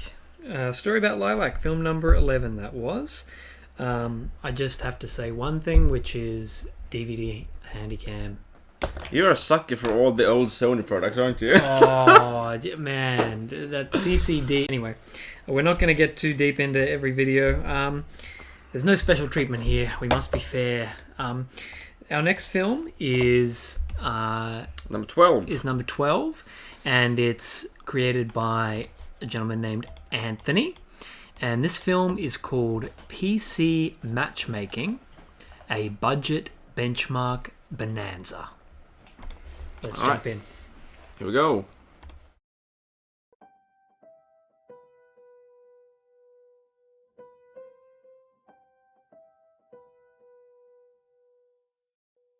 This is my PC Chimera, named so after I assembled it of parts of Marketplace and borrowed from friends, parts that they will never get back. But despite what the B-roll footage may lead you to believe, this PC currently has no GPU, which is downright comical given my vast collection. Now, I already have a dedicated PC for intensive gaming, but being able to run some older titles at 1080p wouldn't hurt anyone. But this PC is not an easy lay, no. It demands a special kind of graphics card, and I have been entrusted to sort through possible suitors in hopes of finding the one. To do so, I shall conduct benchmarks in both games and dedicated software, including but not limited to Forza Horizon 4, Cyberpunk 2077, Shadow of the Tomb Raider, Bioshock Infinite, Metro Exodus, and many more. And with this pre-ramble out of the way, Operation GPU Matchmaker is a go.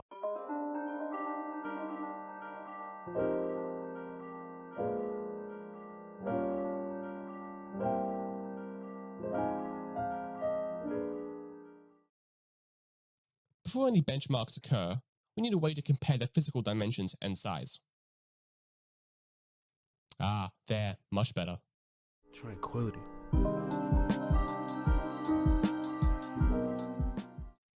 I was looking forward to this. I had high hopes. It looked very interesting, very intriguing, but unfortunately, I got no signal. I was ghosted. Son of a... After the no-show from NVIDIA, I'd hoped that AMD Radeon would be up to the task. So you're this mailman, and you're delivering this comically large, oversized poker chip that's made of rare earth element. Unfortunately, the personality of 5050 was too much, too intensive, too demanding, too much effort required to get any signal, and I always felt an evil presence watching me.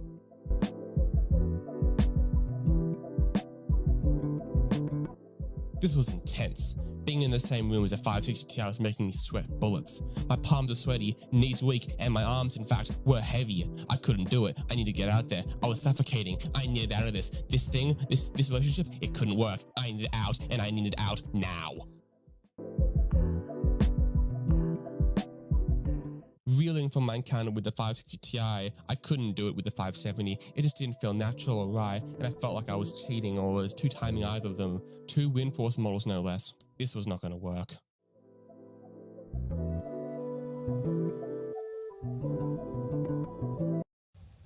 Is that a dead graphics card?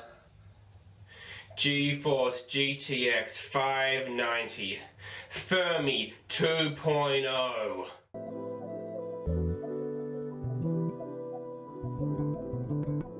This is the main contender, the RX 580. With its modern feature set and low TDP, it'll be hard to beat. Although only the 4GB model, in less VRAM-intensive tasks, this card can still kick some serious, grass. Yeah, that's what I meant.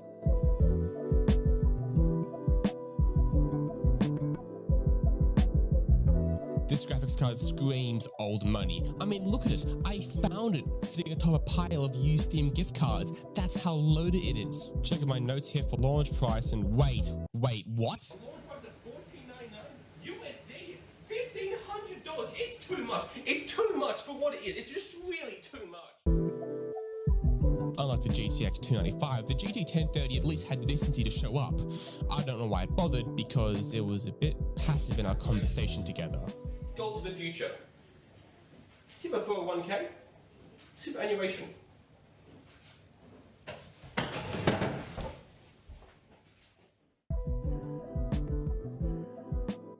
Hell yeah, man! GTX 1050 Ti was my literal GOAT! What an absolute banging card. We had such a good fun time together. Watch all of Evangelion back to back to back. It was a great card. But we figured that maybe we should stay as friends. And that was a very mature decision for us. Sometimes being friends is enough.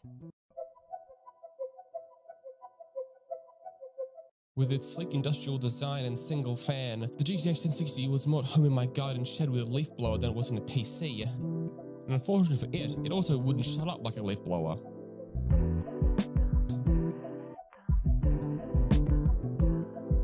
Twenty 2017 was a good year being a video enjoyer. The GTX 1080 Ti is a legendary card. Its performance speaks for itself. Newer GPUs cower in fear when the words Pascal are mentioned. Unfortunately, my card is not one of those cards. Suffering from fatal graphical artifacting, my 1080 Ti is doomed to stay in bed.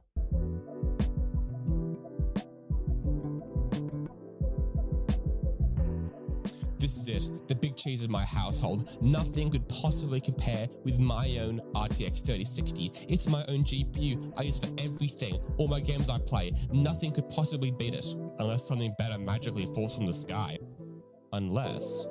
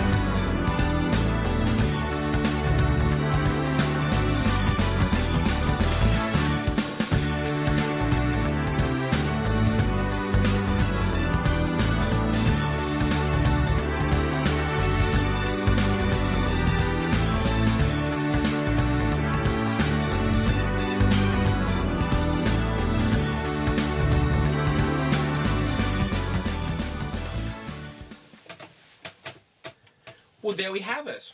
An eventful evening. And most of it even worked. Most of it even went to plan, depending on who you ask. If anyone wants my GTX 590, you may bid on it. Hit me up in Discord, I'm in there. Tim, if you want this, I will pay for you can have this. If you want, make a video out of it, I'll ship it to you. No cost. I'll pay for it if you want. As for the other disappointment in the room,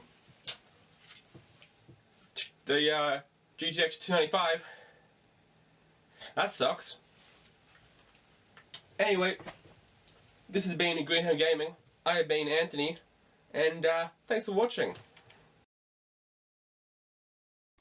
Alright, microphone is on good. Gotta check that. Didn't think that was a criteria we had to check, but no, it is. Oh, by the way, guys, please do give us a scoring after the stream, or what you thought about, the stream as a whole, right? Yes. In the Discord, like, just let us know, right? Like, I'm working the cameras and everything, so blame me for the shoddy camera work. That's my fault. No, we're doing the best we can. That was a really interesting take from Anthony. I've never seen graphics cards presented as dating, and I think creativity's one of the categories here. So moving on, film number 13 is giving my Mac Plus a home, and it's been created by a gentleman named Moro. It's pronounced Moro. Otherwise, their alias, their channel is Defenestrum, and they've given me the pronunciation. It's Defenestrum. Defenestrum. Giving my Mac Plus a home by Defenestrum. Let's jump in. Here we go.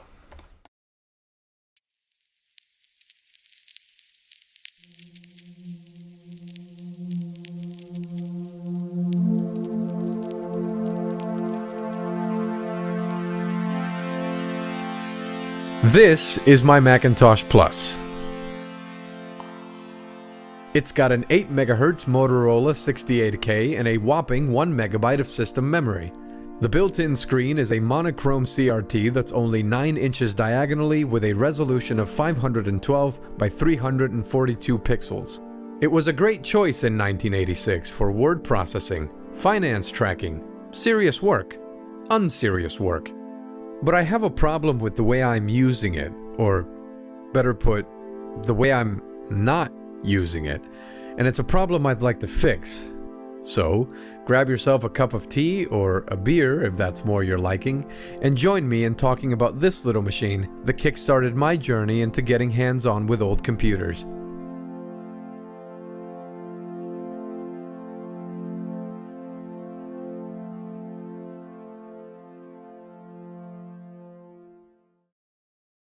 One of my earliest impressions of trying out the Mac Plus was just how small and compact everything felt. The size of the screen and its bezels, the size of the keyboard, the way the mouse felt underneath my hand. It's a quaint, charming little machine. But what stood out to me before anything else was just how well everything worked. I am this Mac's second owner, having been sold to me by a professor from my very own alma mater. He had kept it in storage for many years, and aside from some yellowing of the plastics and some less than elegant stickers, everything was pretty much in excellent condition. When the deal was done, I had become the proud owner of a Macintosh Plus, a mouse, a keyboard, an ImageWriter 2 printer, a second disk drive, an external hard disk, a stand, manuals and technical documentation, and a massive collection of software disks. I was also the proud owner of this, one of the many so-called Mac Savers, aftermarket fans meant to slot right on top of the unit and provided some cooling, a violation of Steve Jobs' original vision for a perfect, silent machine. It does give you a little front-facing power button though, so that's nice. This is a machine that was well used and well loved, and could now retire from its days of serious business or academic use and spend its time instead on more leisurely pursuits, playing games, making doodles on MacDraw, running all kinds of different software. It was even one of the main events of my birthday party this year. I invited some friends over to make some silly drawings on MacDraw and print them out on the ImageWriter. It's a tradition I intend to keep, collecting these drawings for many years to come. But there's that lingering problem that I have yet to address, one that fills me with a great deal of embarrassment. You see, I rescued this machine from the damning fate of sitting around idly in a storage unit, only to now have it sitting around idly in my living room. I have no dedicated space for it, no permanent place for it to be a fixture in my home. And that makes me a little sad. I remember how excited I was when I first got my hands on it, bringing it home, clearing half my dining table just to set it all up and tinker with it for days, showing it off to every single person who would visit. But then, I had to put it away. It was really nice to have it out on display, but I needed my dining table back, and it never got set up again. I'm a firm proponent of the idea that these old machines, they're tools. They were built to get things done, not to be tucked away to gather dust or become novelty display pieces. So if I'm committed to giving this machine a second lease on life, the first thing I ought to do is give it somewhere it can live. After all, if I'm more than happy to have a nice, comfortable desk setup to use my modern machine, one free from friction, setup, teardown, one that makes it easy to use every day, then why not afford the same courtesy to this old Mac as well? I had been meaning to build a second desk surface specifically to work on hobby projects for quite some time, and I'm glad that it was wanting to play around with this old Mac Plus that finally gave me the inspiration to get it done. Even now, when I sit at my main computer, I can't help but just turn my head to the side, see everything set up and ready to go, and want to just roll my chair over and start playing around with it. It has achieved the exact effect that I wanted it to have. Now it's not just another old piece of tech that I have lying around the house. I want to properly dust it off and take it apart and clean it and fix the yellowed plastics and get a new ribbon for the printer and upgrade the memory and start trying out all the software and all of these disks and then download new software off the public archives on the internet and then maybe start making my own as a fun programming exercise. So, if you're anything like me, if you've got a project that you'd like to start, or an unfinished one that you'd like to continue, or an old piece of tech that you'd like to play around with, give it a space in your home, somewhere for it to live. It deserves nothing less.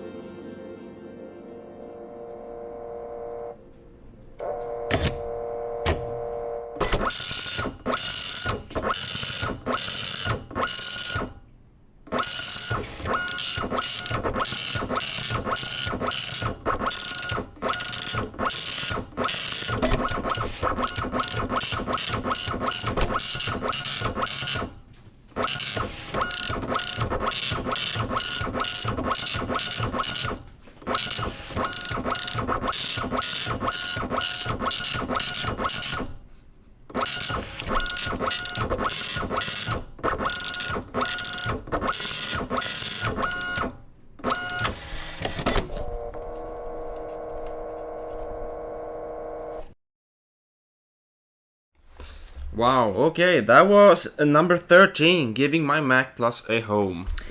It was, it's funny, while we were watching that, I was frothing over the Mac and William said, Tim, you need to be an objective judge. Yeah, it is a very nice Mac. Even I wouldn't go as far as saying Mac hater, but I don't like Apple's way of, consumerism or whatever the fuck, right? But anyways. Whereas I'm the complete opposite. Yeah, so I was like, okay, I worship in the church of Apple. Yeah, it's okay to, look at the product in the video and, like them, but you can't solely focus on the product. Anyways, correct. It is a nice Correct. A bit of a lead into the next film. Our next film is from, let me see if I've got a, here we go.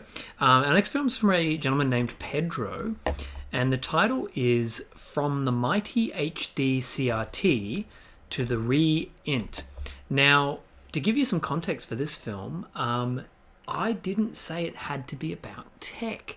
And what I love about this film is it's got a tech theme, but it's actually about something completely different. So, a bit of variety for you with this one. Let's jump in.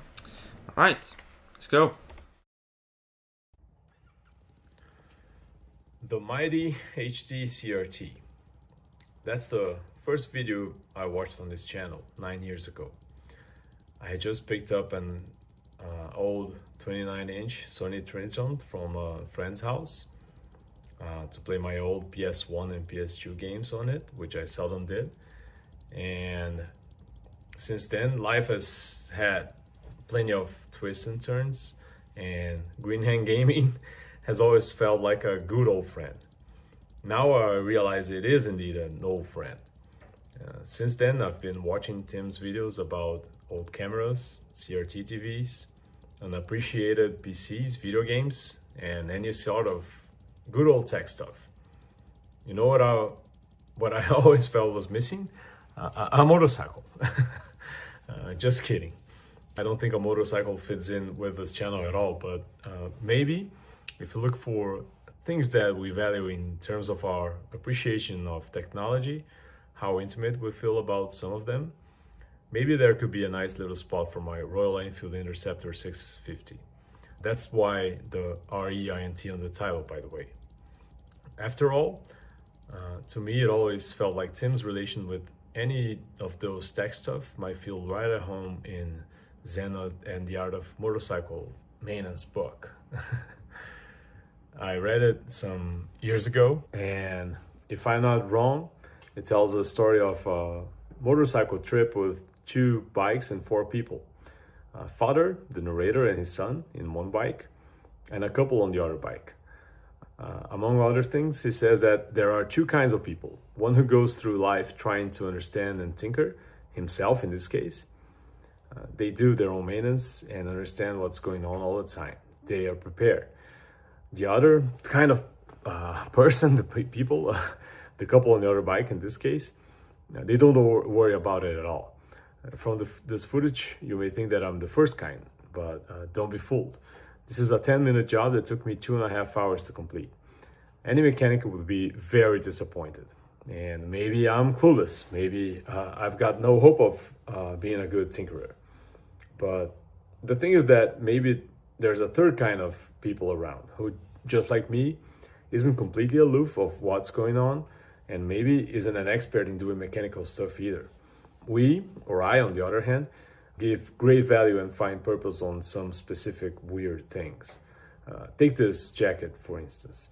I first saw it in the 2014 movie Interstellar, a movie that is set in the near future around 2030. They could easily design some futuristic clothes like we sometimes see in sci-fi movies, with the caveat that the movie probably wouldn't age well. Instead, they chose not to design anything new, but something that's been around for decades, and so it could very well fit in with the future. The same goes for many other odd tech, like the mighty HD CRT, the resurgence of analog music like vinyl and nowadays even CDs. And when you stop and think about it, with so many things being released every year, is there anything you can buy new nowadays that's been in production for decades? Spoiler alert, this headphone is, as you can see in Ayrton Senna using them in the early 90s. Stuff like this are not usually the cheapest ones around, but they're also not even close to being the most expensive and or unaffordable. You might pay a premium to get some decent quality, and you might find a great value on all this kind of stuff. Back to my bike, which is the subject of the video. I'm sorry if I misled you to think that it's been around for ages. The brand is, of course, and the brand is very resilient. I really encourage you to look for its history. It's fascinating. It's got a 65-year run of uninterrupted production in India for one of its models, the Bullet.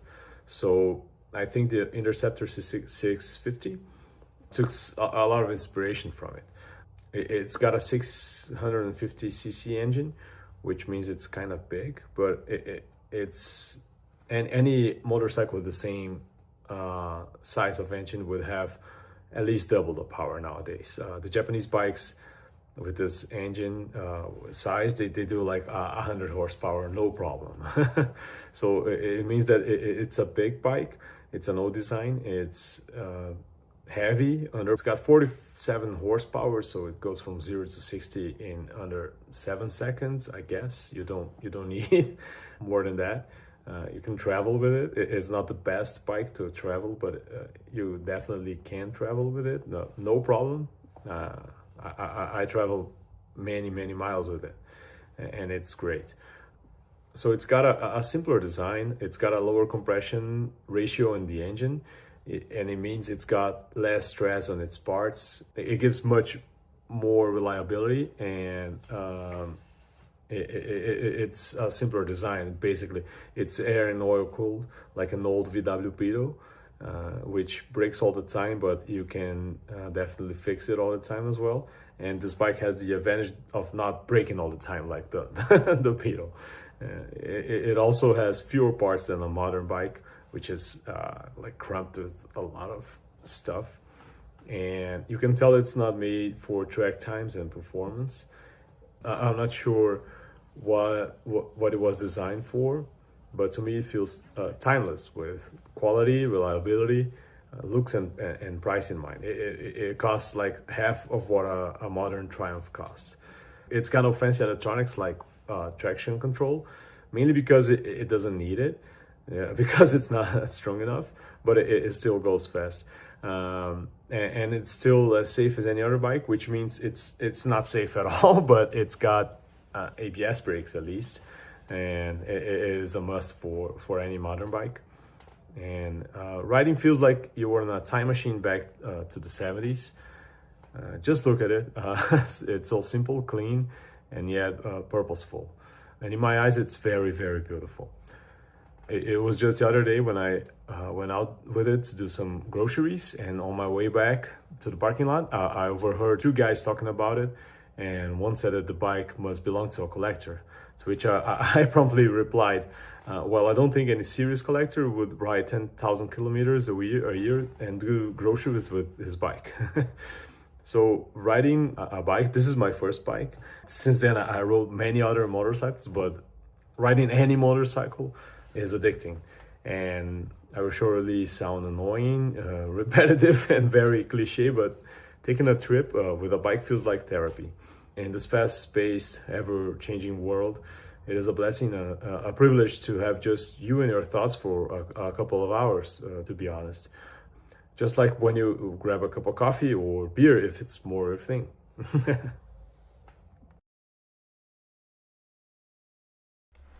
All right, that was a very wholesome story. I love that. Oh, sorry. I think we don't need a puppet. Just like what the fuck is Kinsaki's he wanted to be in the camera, but didn't want to show his face. Adding some theatre to this. I think that one, whereas all the Mac films and the Apple films seem to stroke my heartstrings, and anything mechanical seems to get William. We've talked a lot. Well, you've talked a lot about this on your channel. We're not gonna get in depth, but like you get, as you said in the video as well, you get in depth and bond with stuff you fix.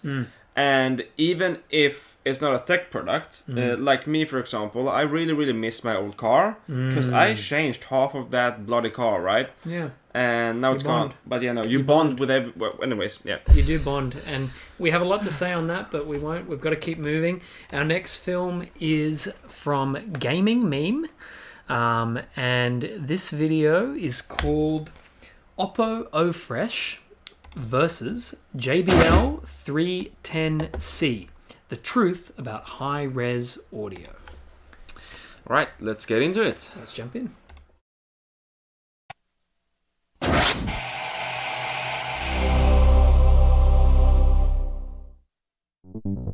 This is the Oppo O-Fresh, and this is the JBL 310C.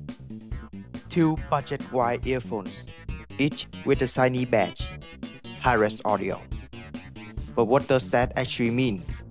Is high-res audio just marketing fluff, or does it make these sounds better than the rest? Let's find out.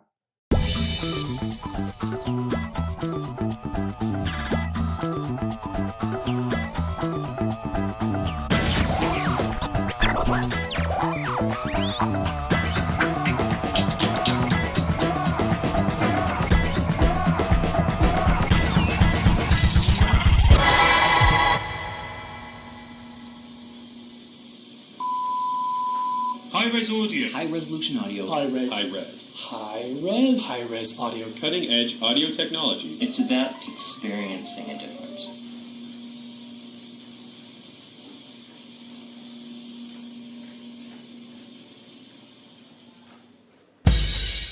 When artists record music in studios like Abbey Road or Capitol, they capture it in high-resolution formats, often 192 kHz sampling rate and 24-bit depth.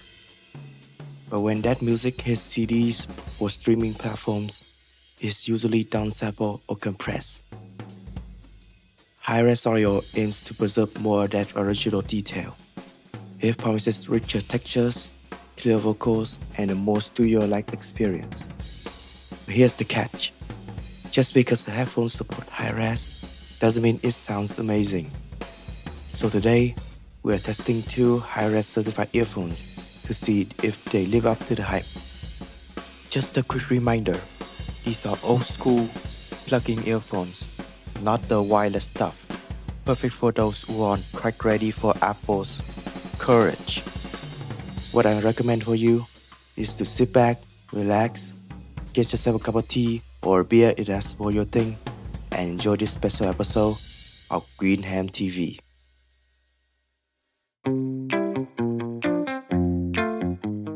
First up is the Oppo Fresh MH151. It's the older model released in 2019 and priced around $22. It comes with a braided 3.5mm cable, an inline mic, and 3 pairs of silicone tips for comfort. Inside, it packs an 11.2mm dynamic driver with a graphene diaphragm, promising clean, detailed audio. Its frequency response runs from 20Hz to 40 kHz with an impedance of 32 ohms. And yes, it's high-res audio certified. Next is the JBL Tune 310C. This one's newer, launched in early 2024 and goes about $25. It features a flat USB-C cable, an inline mic with EQ presets, and a lesser 2 pairs of ear tips. Sound comes from 9mm dynamic driver tuned for signature JBL pure bass.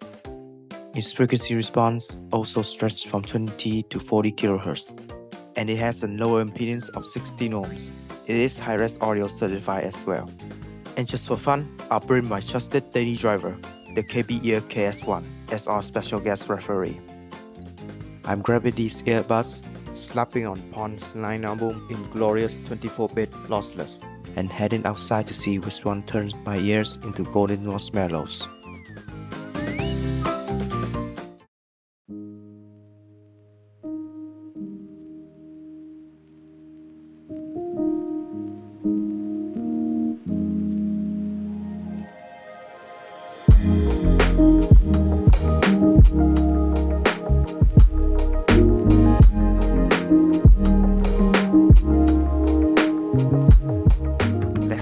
Off with the Oppo Fresh.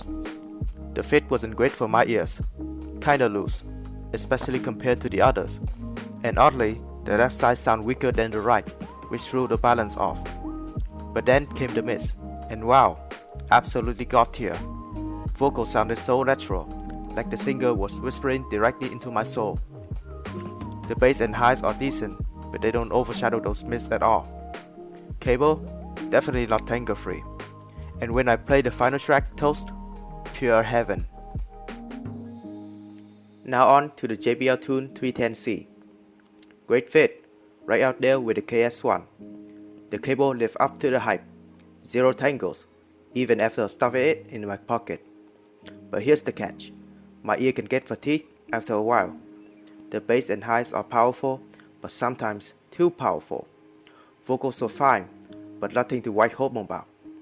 And honestly, switching the EQ presets didn't help.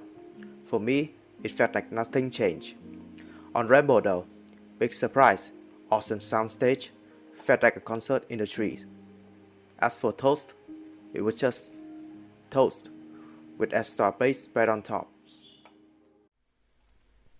And then the KB Ear KS1 entered the chat. Honestly, it wipes the floor with the other two.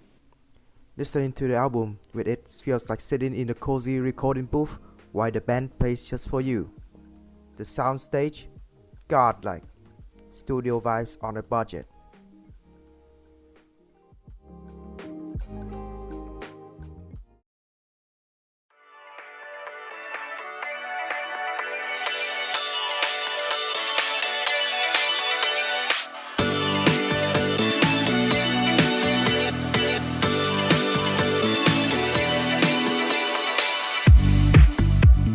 So who wins today's showdown?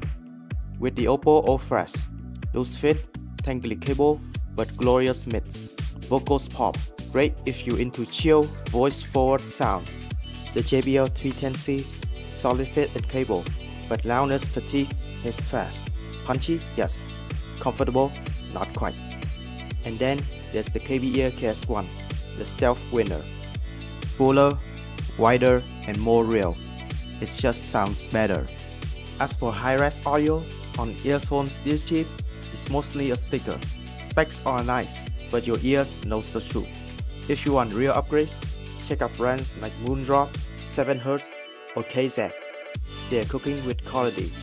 Or just watching Dank. I hope this helped you pick your next pair of earphones. If you like this kind of groovy tech content, you subscribe and enjoy the rest of the day. I'm Gaming Meme. Thanks again for watching and good luck.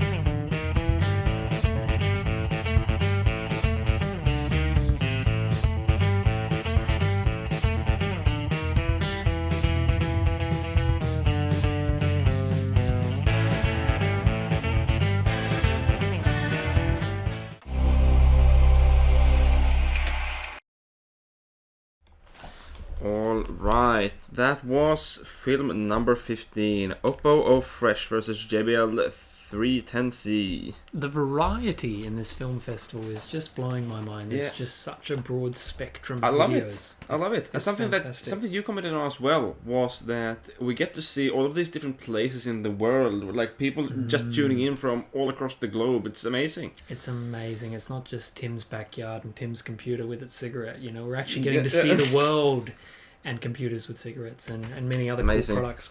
Our next film is from CQD, which stands for Come Quick Danger, and this video is called Remote Play on the PS3. Let's see, that should be the one. Alright, here we go.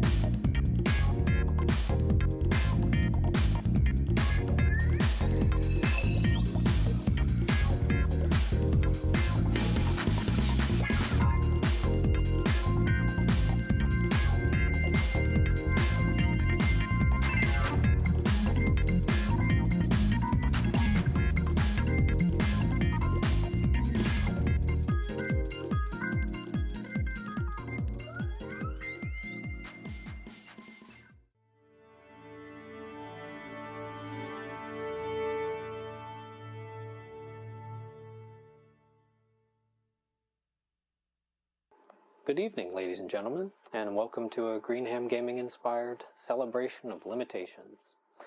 Now, I don't know about you, but when I think about hardware, especially video game hardware, that might be a little underpowered, to be polite, I think about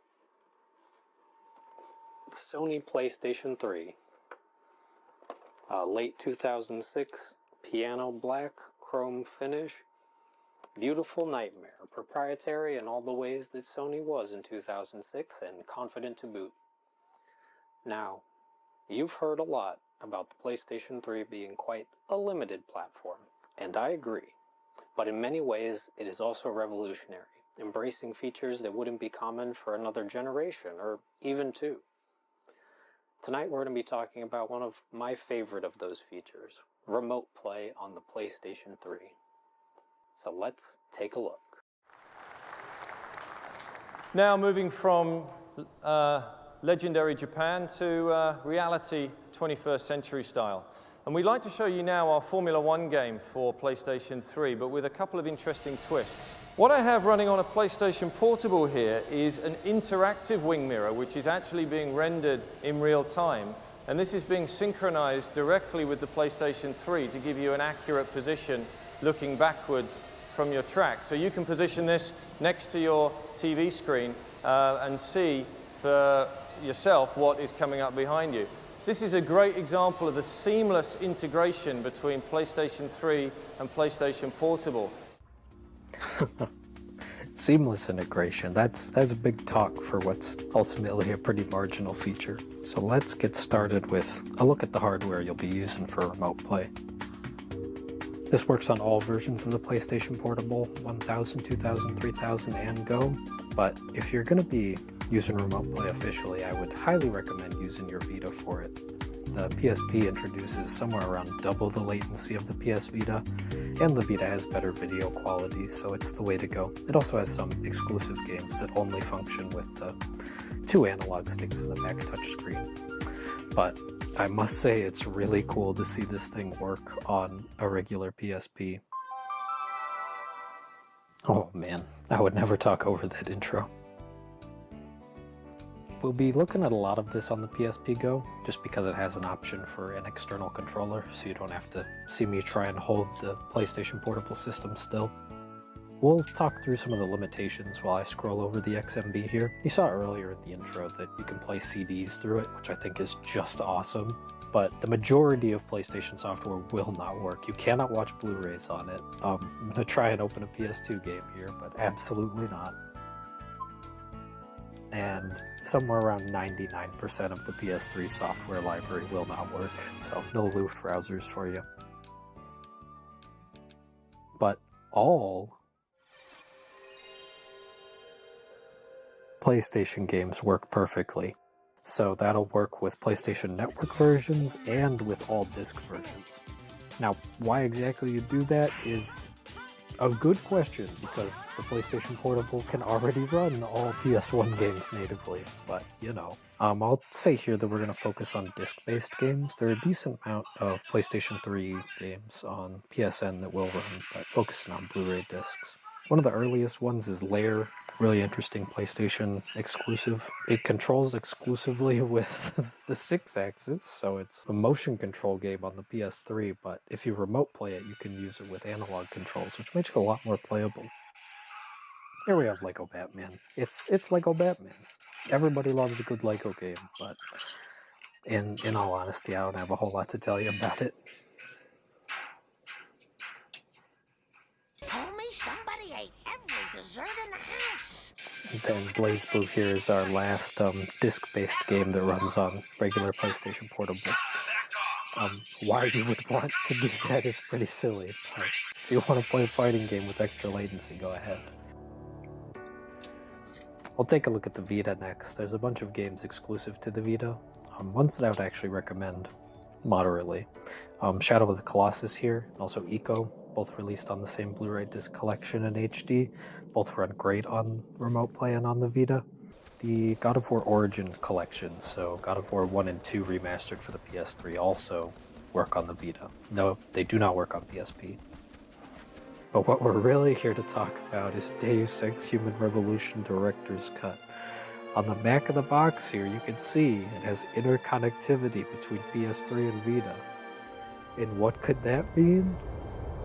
That's right, you can make your PlayStation 3 and your Vita work together to become a Wii U. I think this is so fascinating that you can put together 2006 hardware and 2011 hardware and somehow come out the other end with 2012's Wii U. Not very many games support this. This is called Cross Control, and this is probably the biggest game that supports it, but super janky, not highly recommended, but it does technically work. The touchscreen is used for all menus.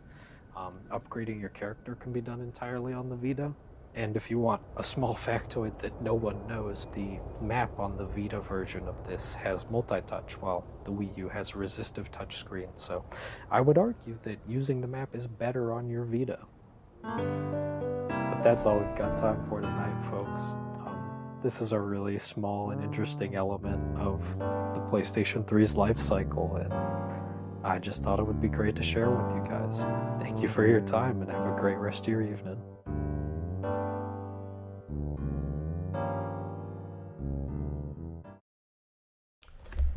Alright, that was remote play on the PS3, number 16.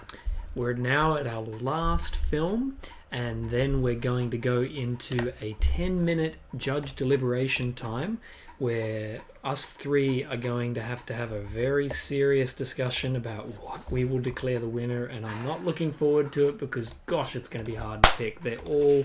Yeah, 10 minutes, we should have picked like 20, because it's not going to be It's not going to be friggin' easy at all. Oh, man. Why did we pick 10? I don't know, man. Oh, well, 10 it is. 10 it is. 10 it is. So we're going to get into our last film here. Let me pull it up.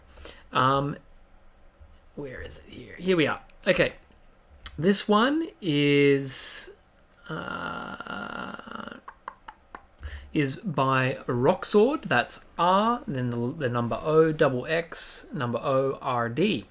Rocksword. And this movie is called EMAC as an external monitor. Alright, here we go. My channel is called Rocksword, and this will be the first video I ever record on YouTube. It is about this early 2000s EMAC that I modified to serve as an external VGA CRT monitor. I know this particular device since I was about 11 or 12 years old, because it sat in the back of our art classroom inside my old school. About a year ago, my parents actually won this at an auction, a charity auction hosted by my school. They called me the same afternoon and I got to take it home on my bicycle right after. Unfortunately, the computer inside the EMAC was already broken when I got it. And even despite me having some actual experience with late PowerPC Macs and especially G4 Macs, I couldn't figure out what it was and couldn't fix it. But fortunately, the actual tube was still very much functioning. So I removed the computer, which for 2002 was remarkably small and compact. Surprisingly, I wasn't the only one actually attempting this. I found a GitHub documented project that described how I could wire up the proprietary connector to a regular VGA port and supply sync and power on signals via an Arduino. I then attempted to use my 3D printer to print an I/O shield for the actual EMAC to cover up the hole left by the computer. But unfortunately I did some measurements wrong, and so I just had to hack it. I'd also use super glue to hold everything in place.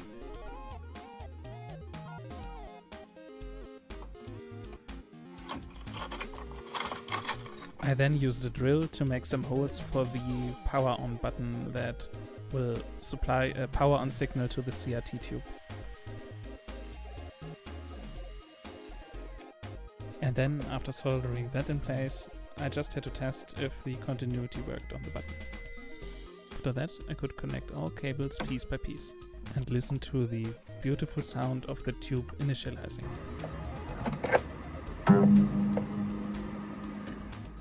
I hooked the CRT up to my first actual laptop, and after setting a custom resolution, the tube finally slowly came on.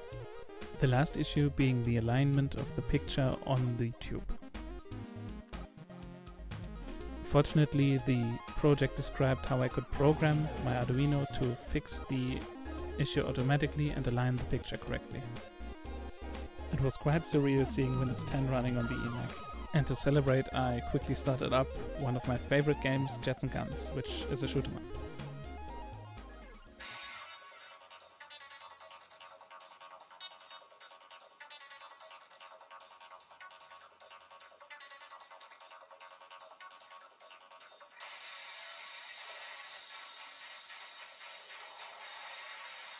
Which looked awesome in its native resolution. I then, of course, went ahead and tested some Half-Life.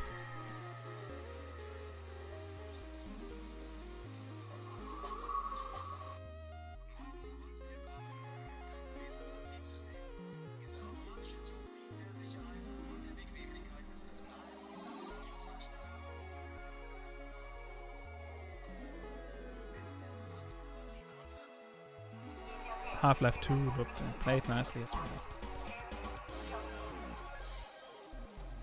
And even though it only barely hit 60 FPS, I tested some Dark Souls on this old laptop and it also looked awesome. And of course, last but not least, I tested some Minecraft.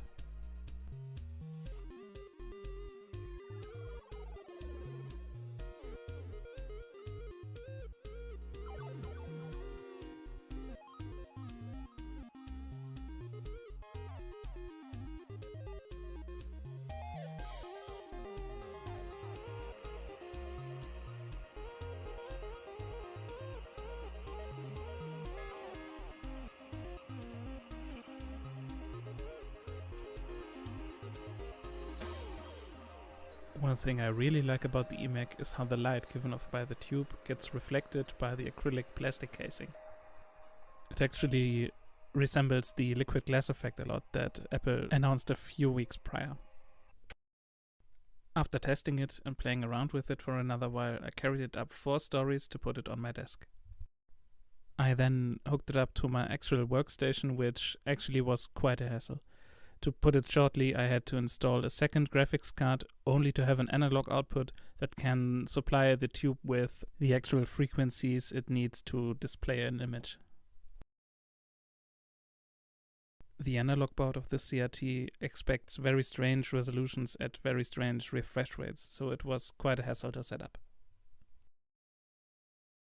But after some time, I actually got it to display an image on my main PC. So what can you do with it now?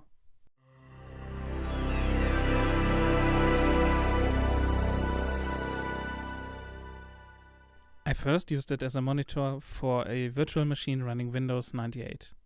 I then played some games which I remember playing on the actual machine back in my childhood.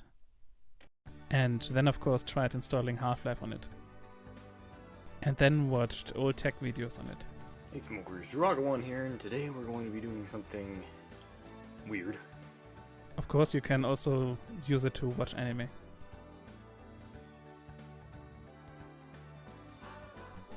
After playing around with it for a long time, I actually figured out how to use a non-standard, undocumented 240p resolution on it. This gave me the ability to play very old NES and SNES games at its native resolution. You could really see the scanlines that are really sought after by retro gaming enthusiasts. And with the resolution as low as 240p, I managed to run Minecraft at an astonishing 240Hz, which the tube could actually display at that frame rate. This way it actually looks kind of like a movie. And finally, to send my first video off, I will wrap it up with a no commentary B-roll, so you can enjoy the warm and vibrant image that the CRT produces.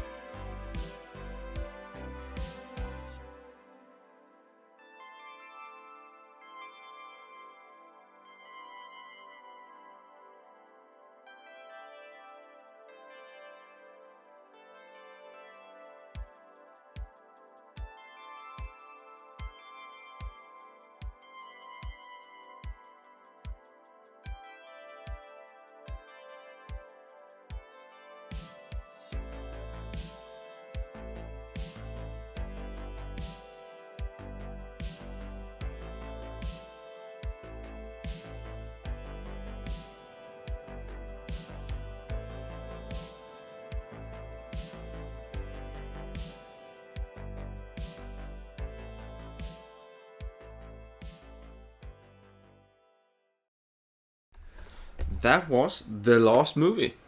Correct. So, you guys are going to have 10 minutes now to have a break and go to the bathroom, have a tea, whatever, before we announce a winner. We have to get to work and... Yeah, I was about to say, I'm not looking forward to this. And extremely looking forward to this because, God, it's going to be difficult, this. It's going to be so friggin' hard to pick one. So many amazing films. And, you know, what you guys can do in this time, if you're not making a tea, is actually sit down and think about what's your favorite film, because at the end of this stream we're going to have the viewers' choice votes open up for a week, so you've got time. So anyway, let's jump into the deliberation, and we're going to come back in 10 minutes with a winner. Be right back.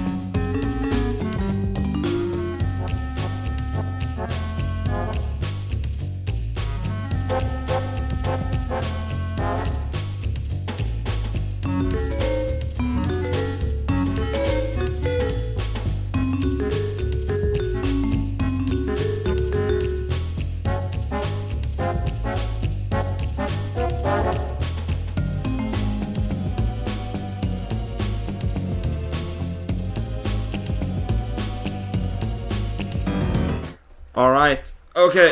Ugh. Guys, that was not. That wasn't fun. That was not fun. That wasn't fun.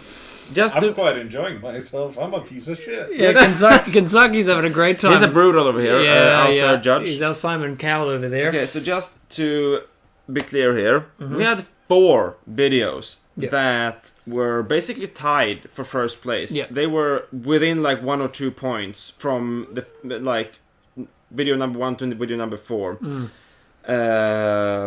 So we sat here for the like literally 8 of those 10 minutes, just deliberating between these 4 videos and being like, what's gonna win? Yeah, we were basically arguing about it. So should we announce the 3 videos that almost had first place? Yes. Almost. Yeah, and then we'll do a drum roll for the winner. And remember, you have viewer's choice, guys. So if you feel that a video was robbed, you can still get that video to win. Yes, absolutely. So the video, whatever we have picked as the winner here, right? That's also, of course, going on the channel. Yeah. But another video, as Tim says, is going on the channel and getting another, Steam gift card as well. Same prize. Yeah. Yep. But chosen by you guys completely, right? Yeah. And as he said, you wouldn't have had to be here for the film festival live to judge, because it's going to be uploaded in high res, uncompressed, with not us rambling, right? It's not the bar. In a day or 2, I'm going to upload a full version of this without all this live riffraff. Yes, so that everybody that would like to join in after the fact, like maybe they were asleep, maybe they couldn't attend because of reasons, so that we can have a massive poll going for like, I don't know, a couple of weeks. Oh no, it's going to be 1 week. Yeah, okay, 1 week. Okay, Everyone's going to have time. Yep. So why don't we get into our honourable mentions? The honourable mention. Do you want to run them or should I? Well, we'll take turns. Okay. Look, the one that we really argued about was number 11, A Story About Lilac. Yes. This scored very similarly on all of our bits of paper. Yes, well, I think it was on point for all of us. And oh my god, that was a hard one because it felt very GHG. It was shot with an old camera, so that definitely gets an honourable mention.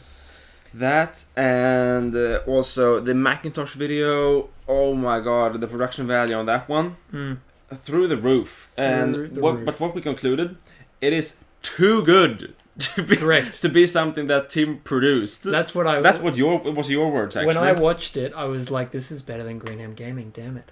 And by the way, before we even say anything more here, all of you that made videos should, even if they don't get uploaded to GHG, you need to upload them. Please upload them. And after this stream, if you haven't sent me your YouTube channel to link, just drop me an email. I'll make sure it's in there. So Macintosh, we're going to give that an honourable mention. Okay. Bloody hard to not give that one the win, but that's an honourable mention. And then the third honourable mention would be the classic Radeon review of R927X. That was also, again, these 4 videos were neck and neck. They were even basically, and we just argued about which one.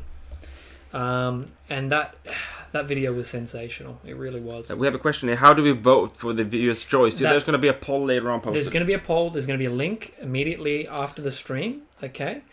So yeah. I'm sorry you didn't make it in there, Mr. Bites, but you'll have a chance next year if we run another festival.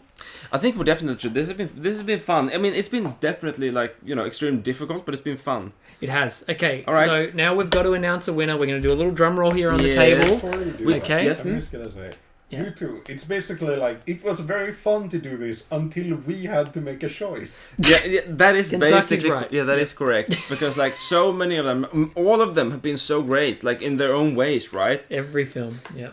Every film. But the winner is you. Will be the announcer. But okay, we're gonna do a little drum roll here.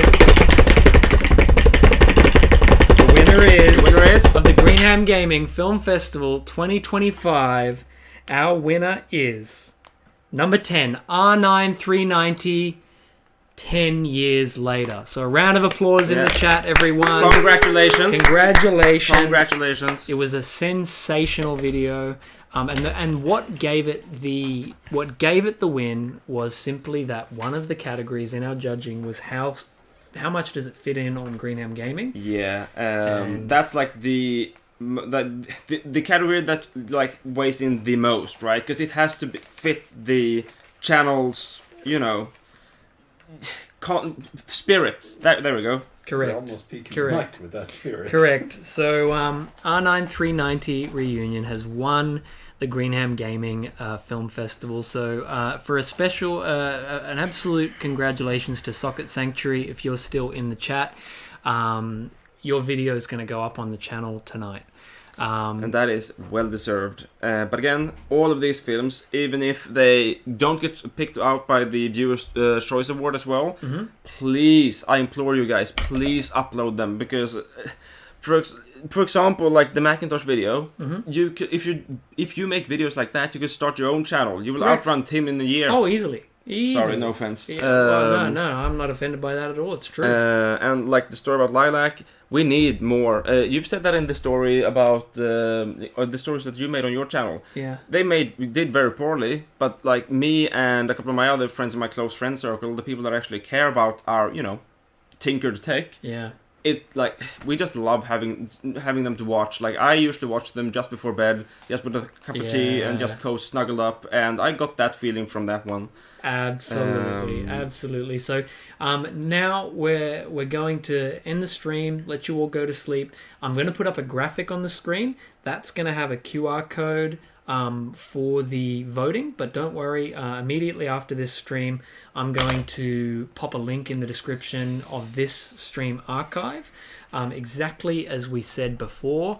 Can we go back to out of studio mode here? Yes. And can we just show this? So as you can see, this replay will remain available. This is going to have the lower quality, but it's also going to have all the chaos. I'm going to upload the winner tonight. And then a couple days from now, I'm going to upload a really nice trimmed version of all the films from the master files that you've submitted at full quality. And then you've got until next Friday, or this coming Friday, to vote on Viewers' Choice. And that's going to be up on the screen after we're finished talking here. Okay, so I'll also put links in the description of this stream, and I'll make sure you get the link for that voting. But thank you so much for joining us. Thank you to everyone who submitted a film. It was an incredible festival. Did you think we were going to get 17 films? No. I didn't. I had two suspicions. Either we would have gotten like 100 submissions, but like, all of them were like, the front camera pointing at the screen and basically, 30 seconds of like, GHG Film Festival, and that's it, right? I didn't expect getting 17 amazing ones. Every single one had something beautiful, something amazing in it. All of them, they were very, very different, don't get me wrong, but like, all of them had something special going on that like made them, I'd say all of them would, for my sake at least. I mean, everybody's opinions are different. But for my sake, I would happily sit and watch through all of those in like an evening. Correct. Just like for my own sake. I would subscribe to all of your channels. Absolutely. Same. And in fact, I if I haven't already, I will. So excellent work to all of you. Every person who submitted should be proud. Thank you so much for joining us, everyone. And I congratulate for one last time Socket Sanctuary on their submission. Thank you so much for joining us, everyone. Keep an eye out for the Viewers' Choice voting and make sure you vote for your favorite. You've got a week to do that. There's going to be another video from this festival up on the channel by the end of this coming week. We'll see. I might be in the Discord after this, just to hang out with you guys a little bit. We'll see. We need some time to clean up here, but if we don't absolutely crash after this, I would like to have a chat with you guys. Yeah, you never know. You might see William in the Discord, or you might see me in there. Who knows? But lovely to have you all with us. I'm going to pop the graphic up now. I'm going to leave that on for a few minutes. So if you know the one that you're going to vote for, you can straight away vote for it. One thing to just mention, and it'll be in the disclaimer as well, is is that you will need to sign into your Google account if you're not already to vote, because it's a Google form. But we're not going to collect your information. Your email isn't saved, nothing like that. It's all anonymous. It's just so that we can eliminate there being multiple votes. Okay. All right, I'll pop that up now, but thank you for joining us, everyone. Have a good night. Good night.